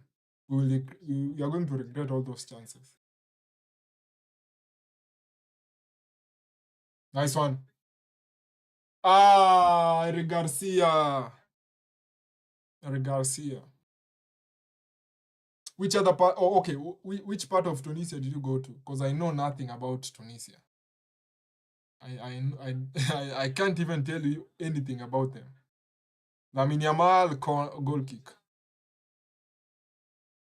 I don't know anything about Tunisia. The only thing I know when I think about Kenya is safari, yeah. Safaris. Visiting the game parks, visiting the game reserves, the animal orphanage, and so on. What else happens in Kenya? Wakenya mwenye mko hapa mnipatie points bana. I want to market our country. Masai, okay. What else? What else? What kind of nini do we have in Kenya, bana? Guys, mention something. I'm fumbling. I don't know the attraction sites in Kenya. If I was to visit Poland, what's the best place to visit in Poland? You should visit Masai Mara in Kenya to see the wild-beast migration. You should. It's very good.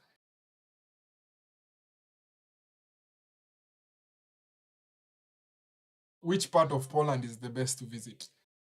What's the attraction sites in Poland? Pedri is fouled.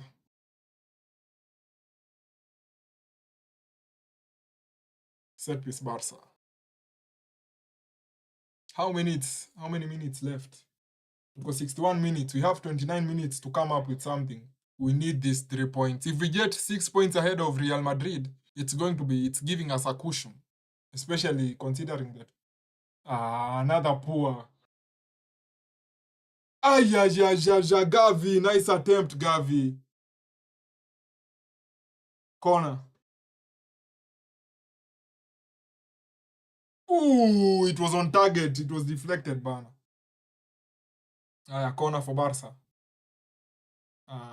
Pedri, man.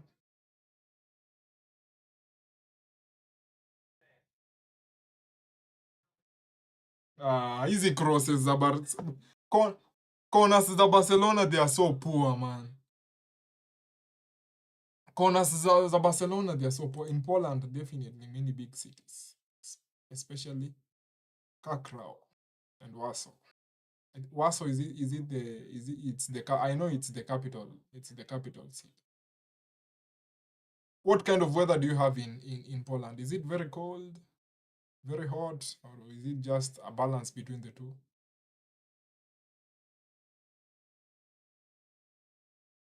Lamine Yamal. Poor attempt, Lamine Yamal. Poor.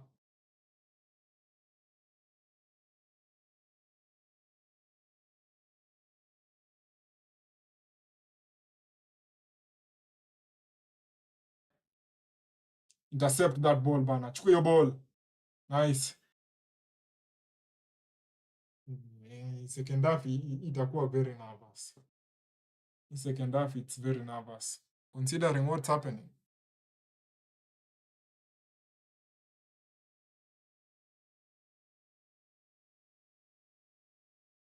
Rafinha,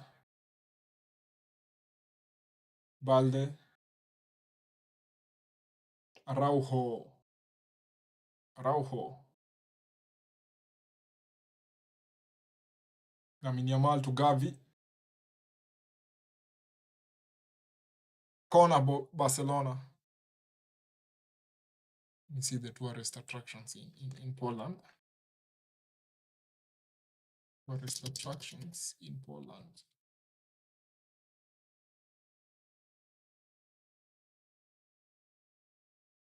I'm seeing they're saying that they are St. Mary's Basilica.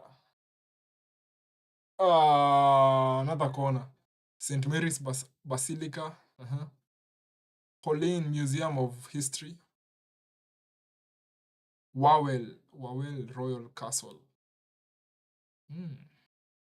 There's another name I can't pronounce here.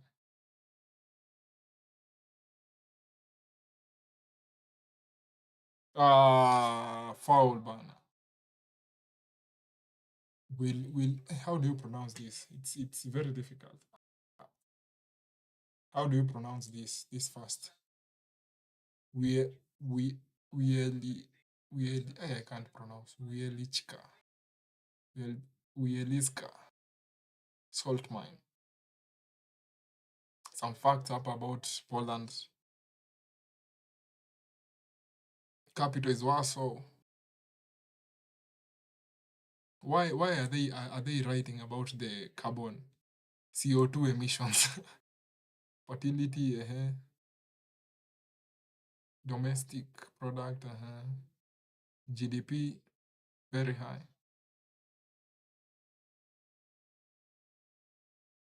It's in my city. I think you're talking about the salt mine.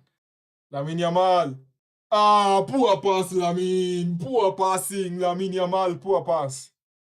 It's the most beautiful salt mine in the world. Wow. Wieliczka.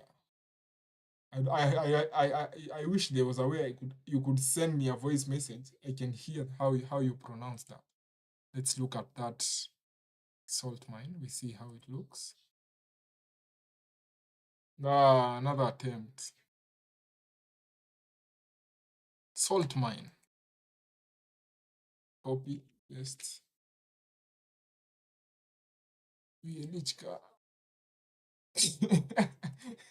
You can't pronounce that correct. I had already given up. It's too difficult for me. Is there a way I can find the pictures? There's one I'm seeing here on Business Insider.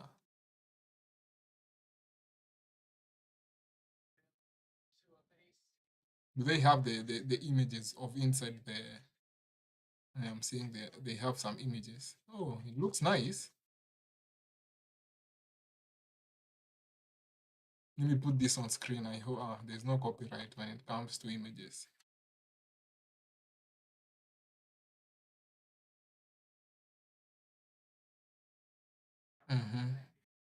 Inside an ancient Polish salt mine that has underground lakes and fully capped chapels and chandeliers made of salt. Wow. Tourists visiting the St. Kingas chapel in the salt mine. I'm not even going to attempt. After descending the grand stairs, you'll arrive in a vast with wall carvings and an altar. So, who made this? Who is it? The king or is it someone that was a leader at that time? How did they come up with this? Betis attacking, ball, goal kick. St. Kinga's Chapel even features a version of Leonardo da Vinci's The Last. Wow, carved into a salt. That's incredible. They've carved this Da Vinci's Last Supper into a wall, into a salt. That's very impressive. So this is a picture of the. I hope you guys you're seeing it well. A close-up of one of the salt chandeliers. Interesting. Salt government has alleged he asked for where in salt and miraculously made the mine appear at here. She is on the left, being presented with a lump of rock salt.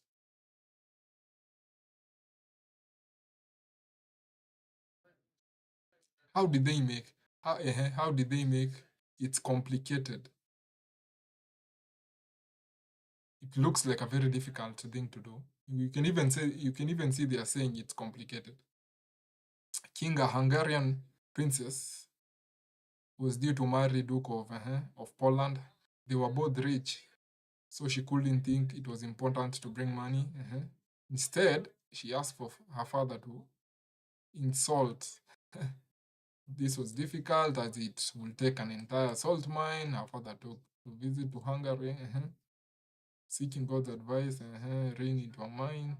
When she was married, she moved to Poland and had an amazing thing happened. She was touring her new estate, and at a certain point, the lady told Lamine Yamal, this is shambolic by Barcelona. This is shambolic. Started digging, they found huge salts. So this is how it started, basically. It sounds like a very simple story. Why are they saying it's complicated? Found to tell her of the one of the men presented her with a lump of white salt. Another corner for Barcelona. The salt brought great wealth to her people, and Kinga was said to be kind and just ruler. She was later canonized. The miner's route, which gives a technical history. This is very interesting. The route takes you through 4 different stories. Nearly 450 down. 450. That's about 200 meters. Hiyo ni kama 200 meters hivi. Jules Kounde.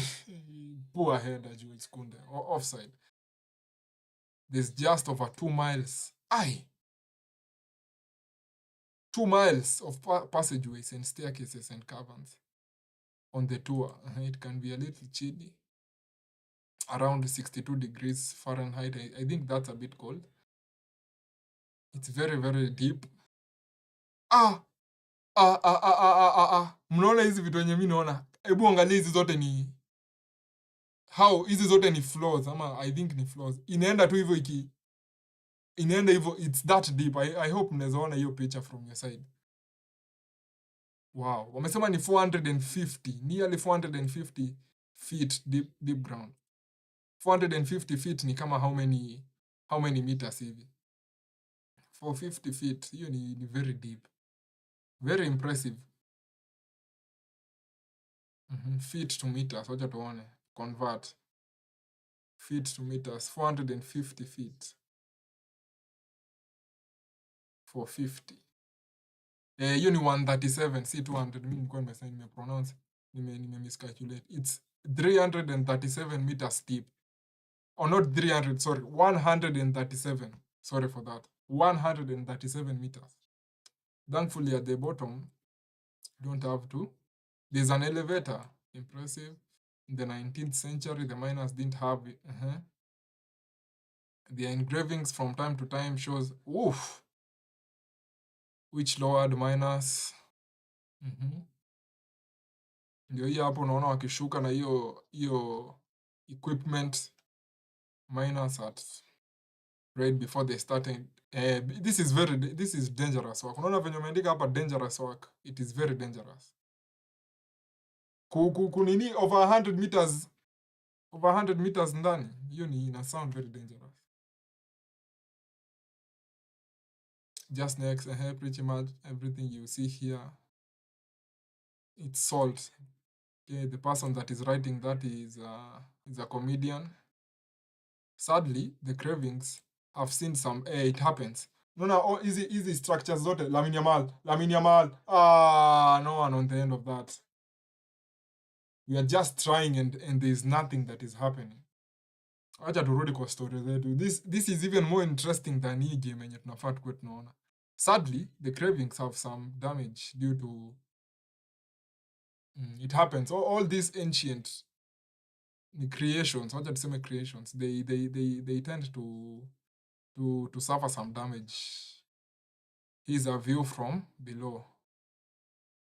Wow. Hii inakaa kuwa very scary. It looks like a very scary thing to do. Is a box script passageway, the wooden structure minus wood. I ona venye hapo panakaa. One of the most inspiring sights on our journey are underground.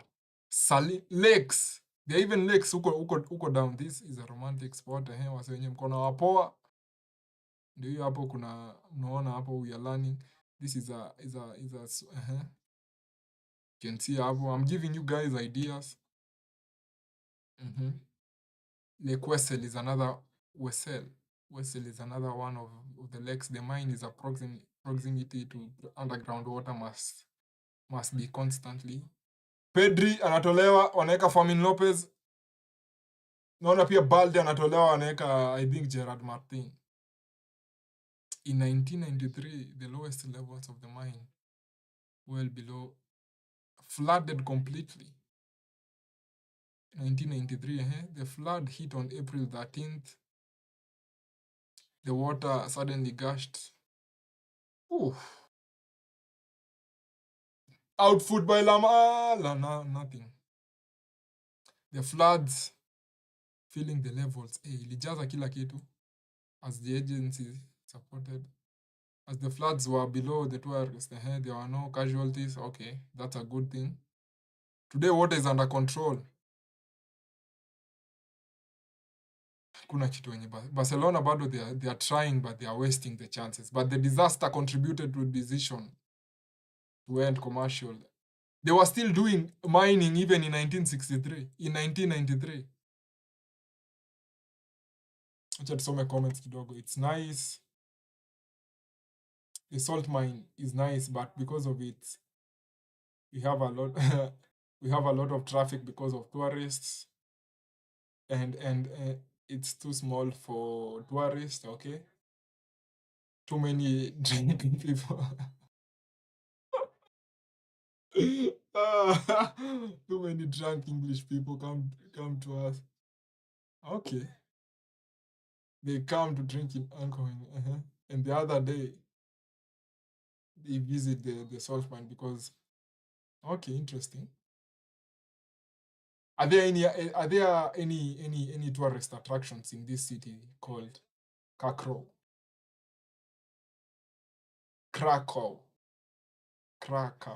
I think. Morgan is hating. He's saying, I've always told you. I've never been convinced. Hey, he's hating. Gerard Martin is on advantage Betis. Hii game ni draw. Itakuwa tu draw. Acha turudi kwa kitu yenye hata ni more exciting. We are even learning leo. So they were still doing the commercial mining in 1993. But when the floods came in April 13th, they stopped doing. Unaona hapa, today water is under control, but the disaster contributed to the decision to end commercial mining here.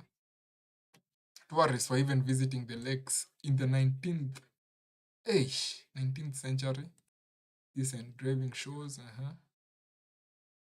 The underground water makes the air damp over time, and this causes salt crystals to form everywhere, making and floating objects.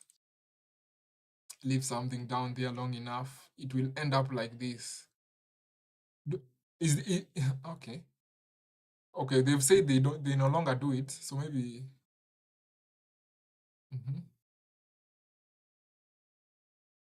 The air is also extraordinary, pure, and the mine has for decades hosted spa for people with breathing issues, respiratory issues, and so on.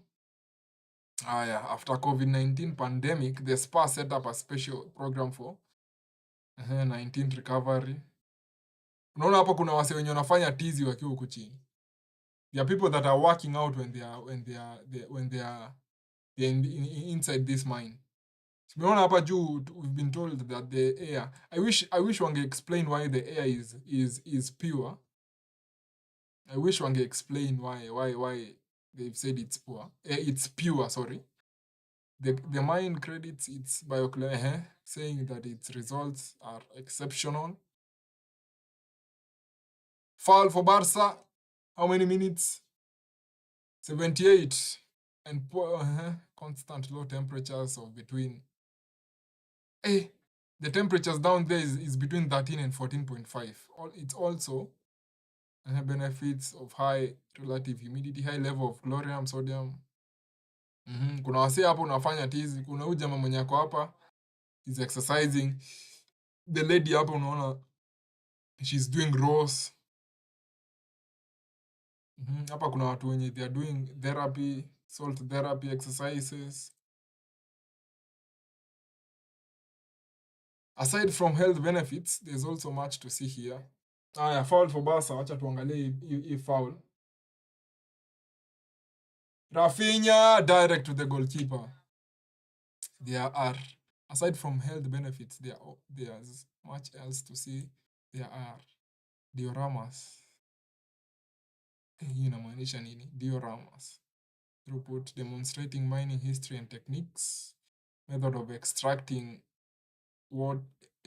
salt from water is on display. Pass. Barcelona. They are just wasting chances. One of the caverns in Stanich is so large it hosted a world record. A world record attempt. Unaona hapa walikuwa wameattempt world record for underground ballooning in 2000. The balloonist, wacha tumuite Rekas, managed to float 7 feet of the cavern floor underground. Sasa, did he break the record ama what happened? The chamber is one of the largest caverns in the mine. One of the biggest worries for the world record attempt was crashing into the walls. To achieve the record, Rekas didn't have to fly very high, just enough to get off the ground. The site report. However, Rekas' record was later bested by an Australian. So he set the record and then someone else came and broke it. Australian balloonist Ivan, who sailed his balloon 675 deep. He did it in a different cave because the guy that broke the record did it in a Croatian cave in 2014. I think we're almost finishing this article. Salt cravings, not cravings, salt carvings. Famine. Lamin.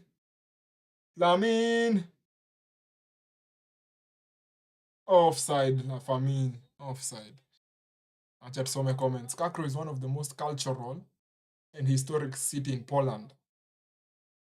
A lot of attractions. Many people say that Krakow is our true capital, not Warsaw. I think I saw this somewhere. I had heard about that somewhere. I think I had heard the last part of this statement. Many people say that Krakow, I'm very poor at pronouncing, is our true capital, not Warsaw. Meshanga kuna some bro, we are doing, is this geography ama history? Guys, ini geography ama ini history? I think ni a mixture of both.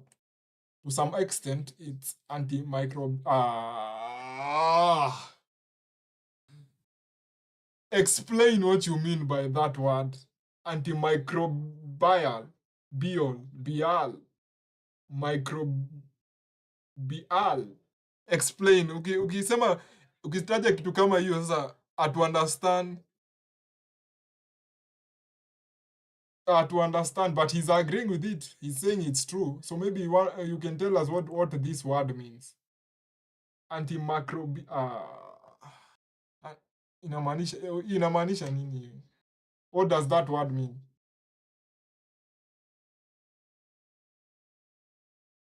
Salt creates an environment which doesn't support growth. Oh, she has defined it. Mimi ndio niko eager. Hii jina antimicrobial, bial,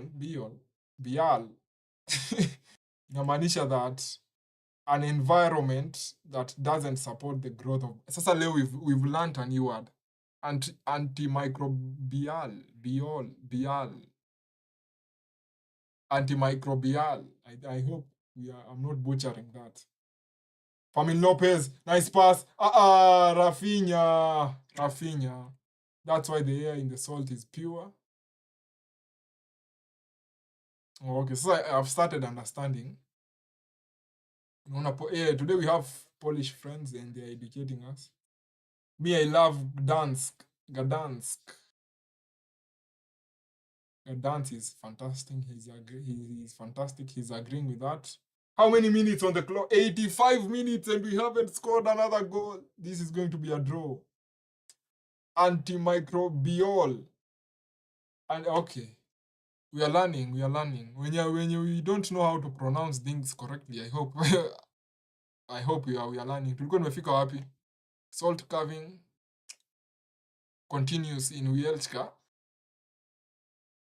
Venye na pronounce you unaweza that I know what I'm saying, but I don't know how to pronounce. When the Italian national soccer team was hosted during the Euro 2020. So Euro 2012 was in Poland. Contemporary sculptures were commissioned to create gifts for players. There's a guy hapo unaona huyu jamaa ako kazi, he's working. He's designing maybe a gift. Here is a sculpture. Stanislaw Aniol showing.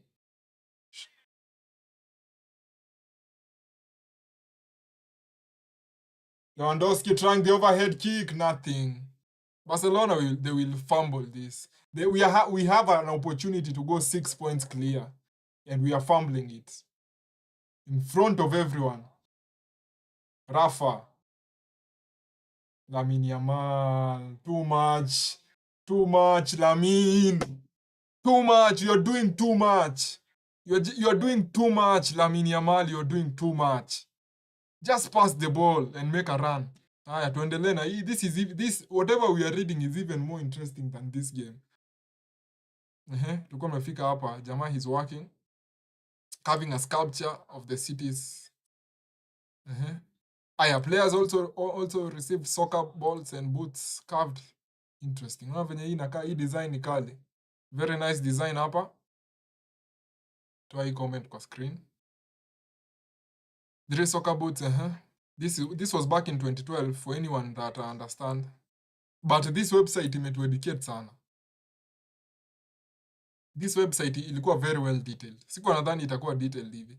The minds have had many honored guests. Here is the picture of UK's Prince Edward. Prince Edward and his wife, Sophie, Countess of Wessex, being shown around when they visited Poland back in 2004. The mine has also hosted important political summits. Second from the left is Donald Tusk, the then Prime Minister of Poland, and welcoming the Czech Republic and Slovakia and Hungary to a meeting. You have to be the longest. Is that a good thing or it's a bad thing? Ona jamaa ana fumble.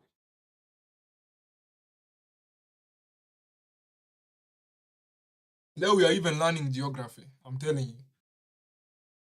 I'm glad you're reading an article about my city. Bro, it's interesting. I didn't know there's anything like this.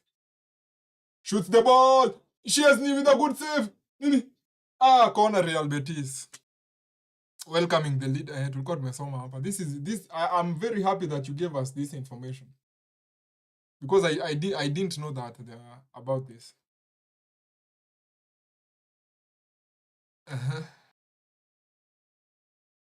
The salt mine is a point of national pride, which task demonstrated. Salt mine comes from in several colors, including shades of green. Yeah, I've seen that. If there's something that I've noticed, ama kitu yenye nimenotice ni the colors they change. Kuna parts zenye they are green, kuna parts zenye toa corner. Counter attack. Referee ameangushwa. Referee ameangushwa man. Referee ameintervene, ameangusha player wa Barcelona referee. Referee has fouled a Barcelona player. Referee, you should be yellow carded for that. Acha tuendelee hata na history. It's even more interesting. This is true. I've noticed. Nimeona hizi pictures zenye tumego through kuna parts zenye they are green, zingine they are gray, zingine they are gold. And there are sculptures that has used honey colored rock salt to highlight baby Jesus. Okay, so I think this is the baby Jesus part. Corner for Real Betis. And that's the end of the article. Green salt is the most common. Is the most common in. The honey-colored salt is called salt used is called for shaft salt, and is one of the most valuable out of the numerous types. Corner for Betis. So that is it, guys. Hiyo ndio ilikuwa the article and we stumbled on it. So kama unaweza kusoma hii kitu, acha niweke hiyo link kwa comments. Unaweza go, it's very interesting. Si unaona kuna parts zenye they are gold, kuna parts zenye kama hapa inakaa gray hivi. Huku pia kunakaa okay, gold hivi. Hapa ni penye tulikuwa tumeona hiyo picha. Hii ni venye walikuwa this is how the miners walikuwa wanashuka wakiteremka huko chini kwenda kuendelea kumine. Ama ni kukave ama I hope I am getting it. Unaona huku ni gold. So hiyo article imekuwa very interesting sana. Sikuwa nadhani itakuwa that interesting. It's very interesting. Acha naeka hiyo link kwa comments. Mse mwenye anataka kwenda kusoma anaweza soma. Ndio hiyo hapo hiyo article nimeweka.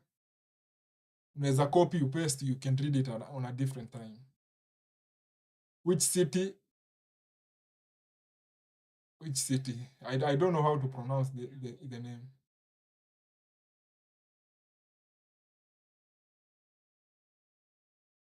Famine.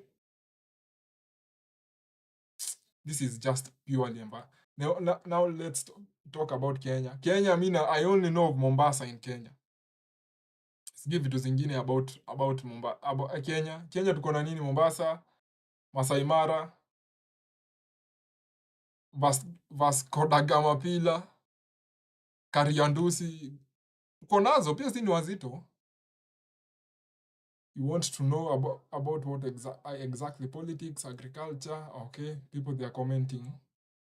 It's also interesting that tourists have to pay around 80 to go to the salt mine, and we, the people, what?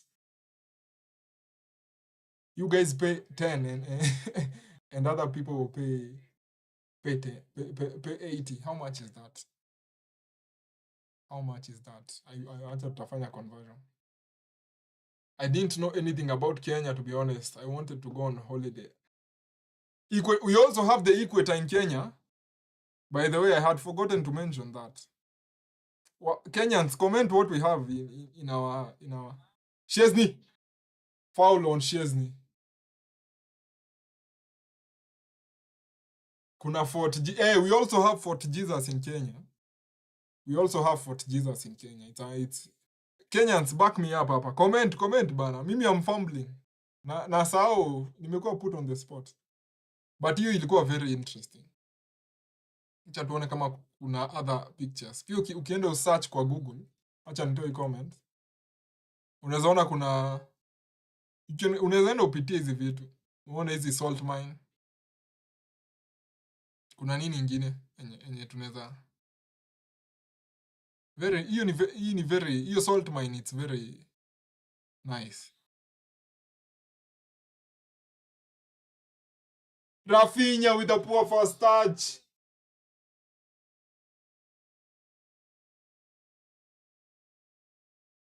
Nairobi, our capital, is the only city in the world, by the way. I had forgotten to mention that. It's the only. It's the. Ay, ay, ay, ay, ay, ay, ay, no one. Hakuna mtu mwenye ako on the end of that. Game imeisha. Game imeisha. 1-1. Barcelona fumbling the bag again. Barcelona fumbling the bag again. Barcelona fumbled it. They had a chance to go 6 points ahead. Fumble it. Yeah, we also have the equator. Hydraulic power. We also have there's a lake called Lake Victoria. Si mnajua Lake Victoria, Kenyans. He should start with he should start with Nairobi, definitely, and go, and he should even see the matatu culture. Matatu culture is very, it's a very good thing in Kenya. It's a very important thing for Kenya. Acha nione kama naweza pata matatu culture. Matatu culture. Matatu culture. Let us acha in Kenya I specify. Ndio nitafuta website yenye itachoma. Unajua sasa shida ya Kenya, hizi website zetu zinaweza anza kuchoma hapo. Umeona venye website za majuu ziko rada. Iko well detailed. Haina kitu yenye inaweza haribu picha. Acha tufungue hii ya CNN. Hii ya CNN haiwezi tuangusha.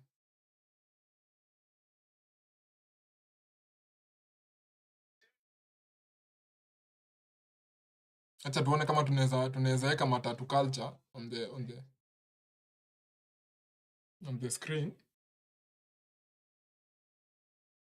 Matatu culture ndio hii. It's about pimping.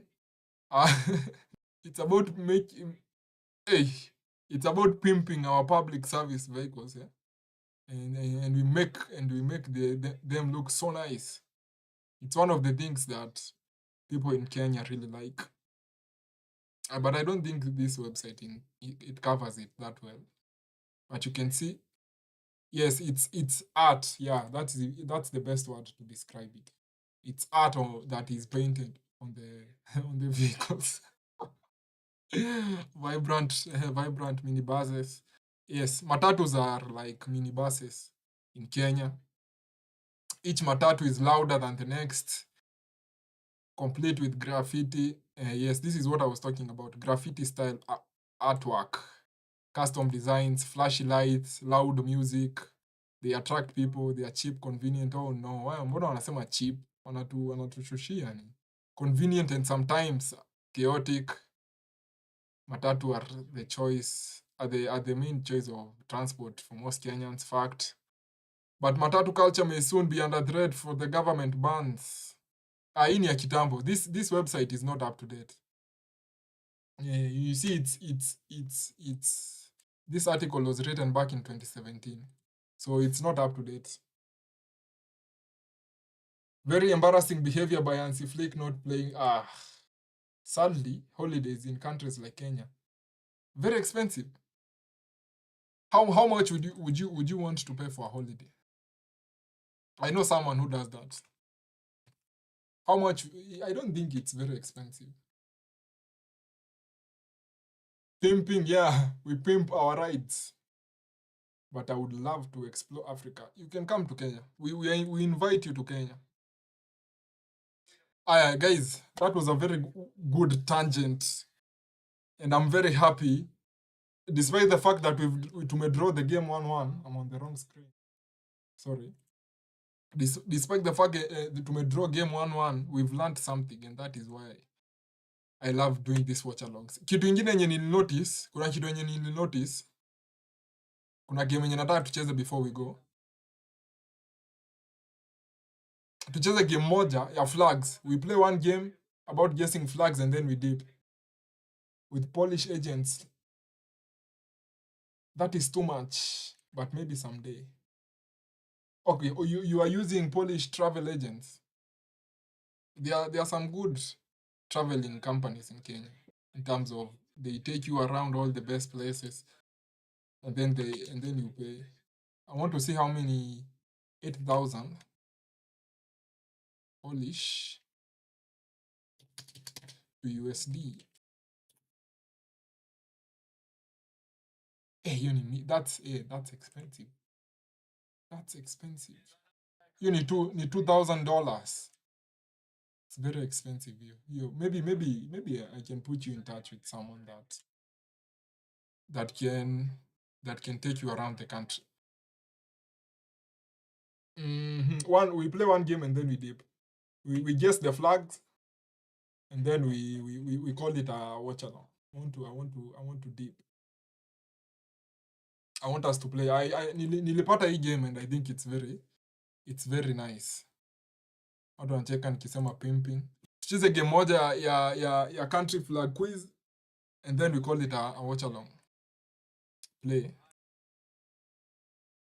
Which flag is this? Fiji, Tonga, Samoa, Vanuatu. I'm tempted kusema it's either between Fiji ama Samoa. Fiji. It was Fiji.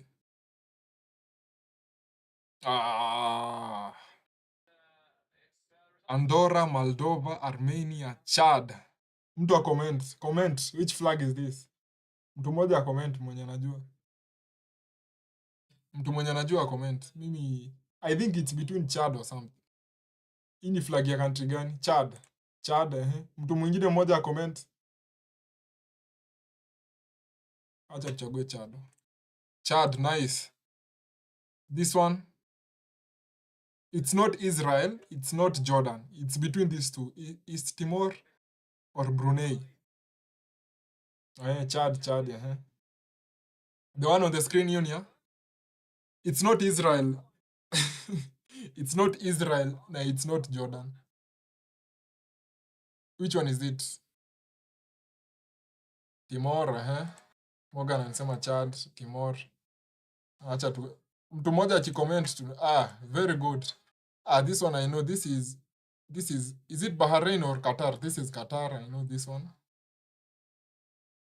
This one, it's not Colombia, it's not Brazil. Nigel alikuwa amesema East Timor. Si Colombia, si Brazil. Ni between these two. Which one is it? Guyana ama Barbados? Which one is it?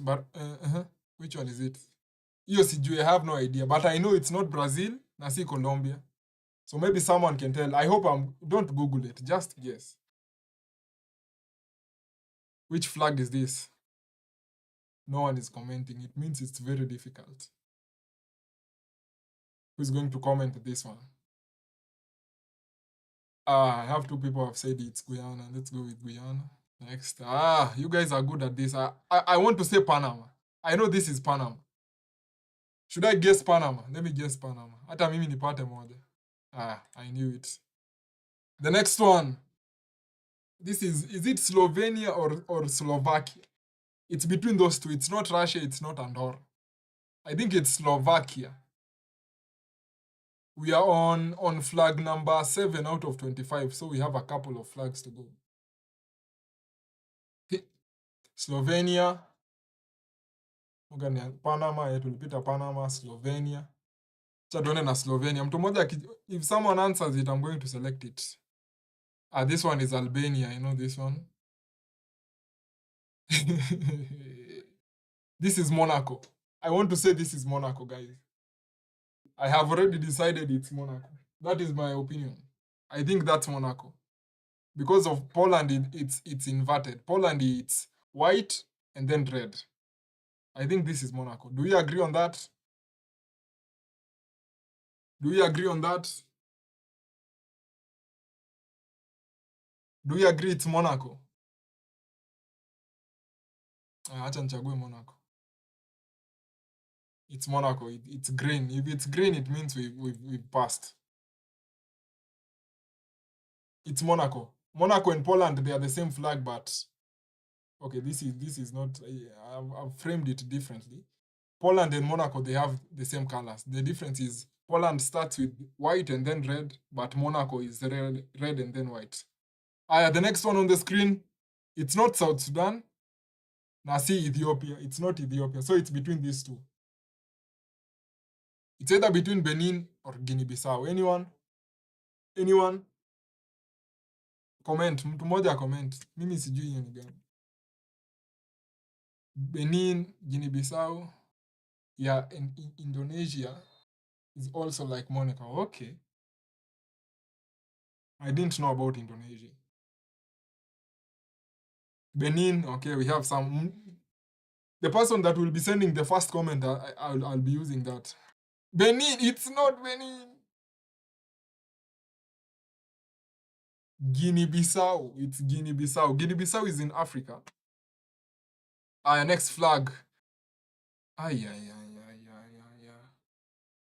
You know, this one confuses me. It's either between Nicaragua or Honduras. Someone should comment that. I'm confused. You see, you told us it's Benin, and then you are leading us in the you are leading us in the opposite direction. Guinea-Bissau, Nigel said it's Guinea-Bissau, yeah. It was Guinea-Bissau. Not Guyana.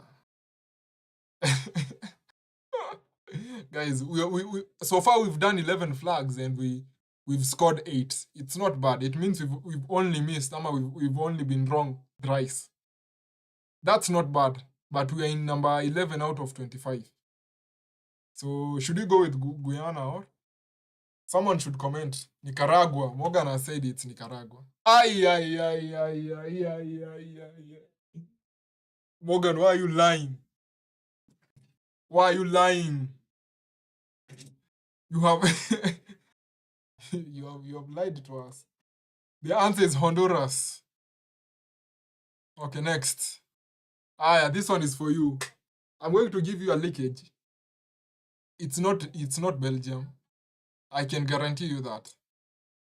It's not Belgium. So I'm feeling Romania. I'm also agreeing with Romania. People are saying Romania. Okay, let's go with Romania. It was correct. I'm an expert. Bas, we need you here. Ay. Anyone?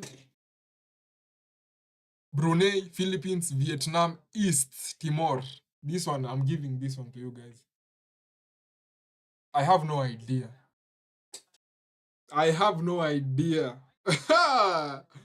Brunei, maybe, Brunei. Is there anyone that can confirm which flag this is? Either the first two. Philippines. It's not Vietnam. It's not Vietnam, sorry. Brunei. Good. I want to say this one is Turkey. It's not Saudi. It's not Thailand. I want to say it's Turkey. I've already made my mind up. It's Turkey, according to me. I want to say it's Turkey. Anyone? Any takers? Yeah, they agree. Turkey. This one. All the Africans in the building, we know this one. I hope you're not going to fail me. We know this one is Uganda already. See, we can agree on that. This one is Uganda automatically. We can agree this is Uganda. Uganda. Funny enough, Uganda, they are. Is it to the east or to the west of Kenya? This side, east side, yeah. It's to our. Uganda is to the left. Uganda to the left. This one, Malaysia, easily Malaysia. Easily. What? The west. Uganda is to the west. Wow. Uganda is to the west, not east. I'm fumbling it. Malaysia. Anyone agree? Anyone disagreeing? I'm saying Malaysia on this one.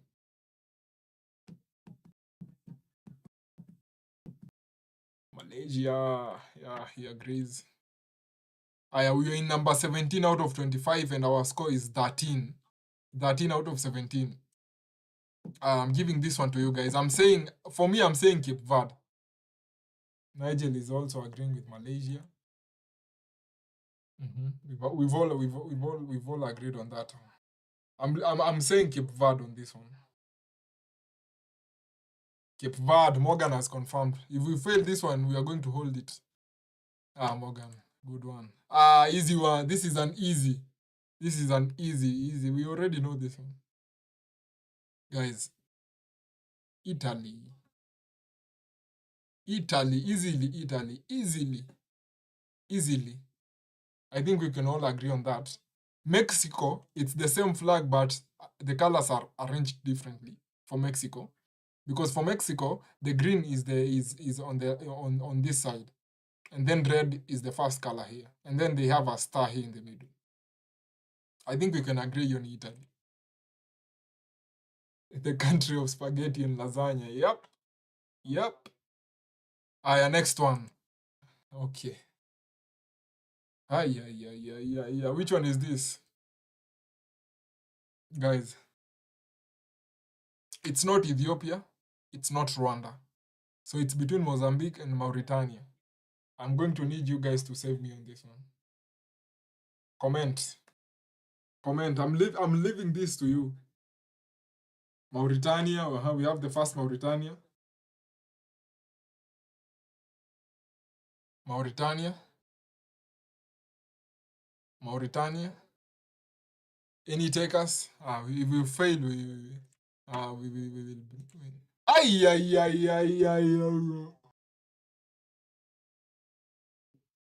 Two people have commented Mauritania and we have failed.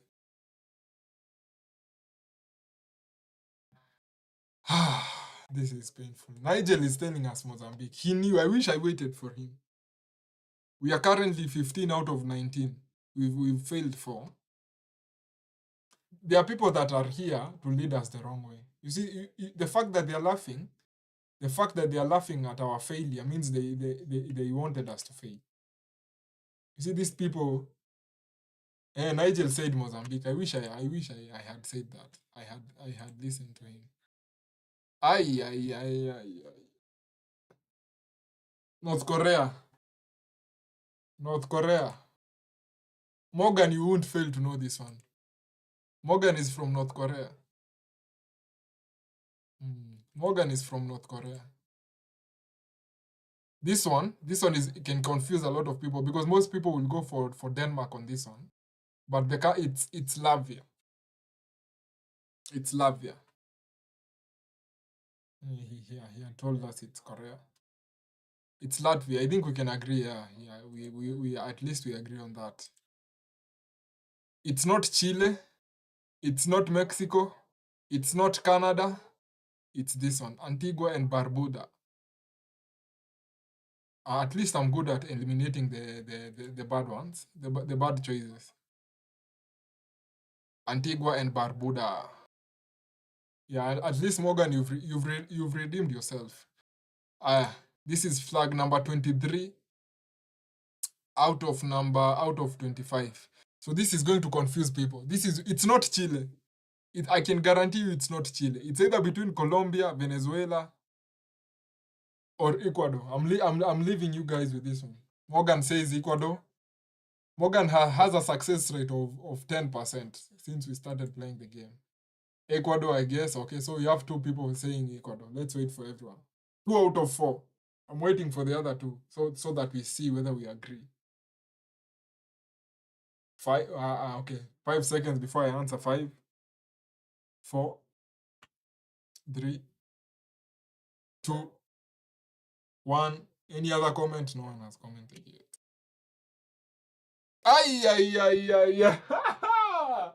Morgan, you're misleading us. Anonym. It's Venezuela. It's Venezuela.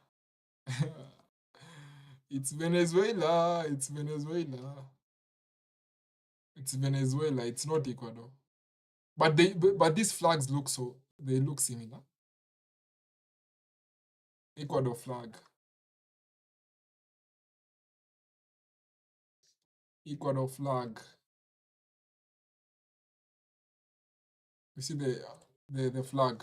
Unaona ya Ecuador. Ya Ecuador looks like this. And then in ya Venezuela. Ya Venezuela iko na stars. It has stars here in the middle. But ya Ecuador iko na hii. It's different. Wacha tuangalie ya Colombia.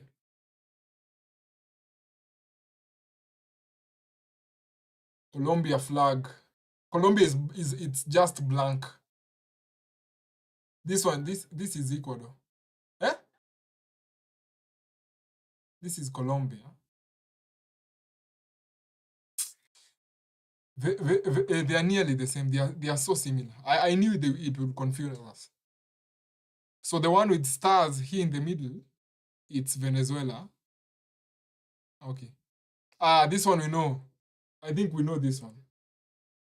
I think we know which country this is. Denmark. Easily Denmark. Easily Denmark. Does anyone disagree with that? Denmark. I think we can agree with that. Denmark. The last one. This is the last flag before we dip. It's not Kenya. It's not Kenya. It's not Kenya. Someone should comment this. It's not Kenya. It's not Kenya. I can guarantee you it's not Kenya.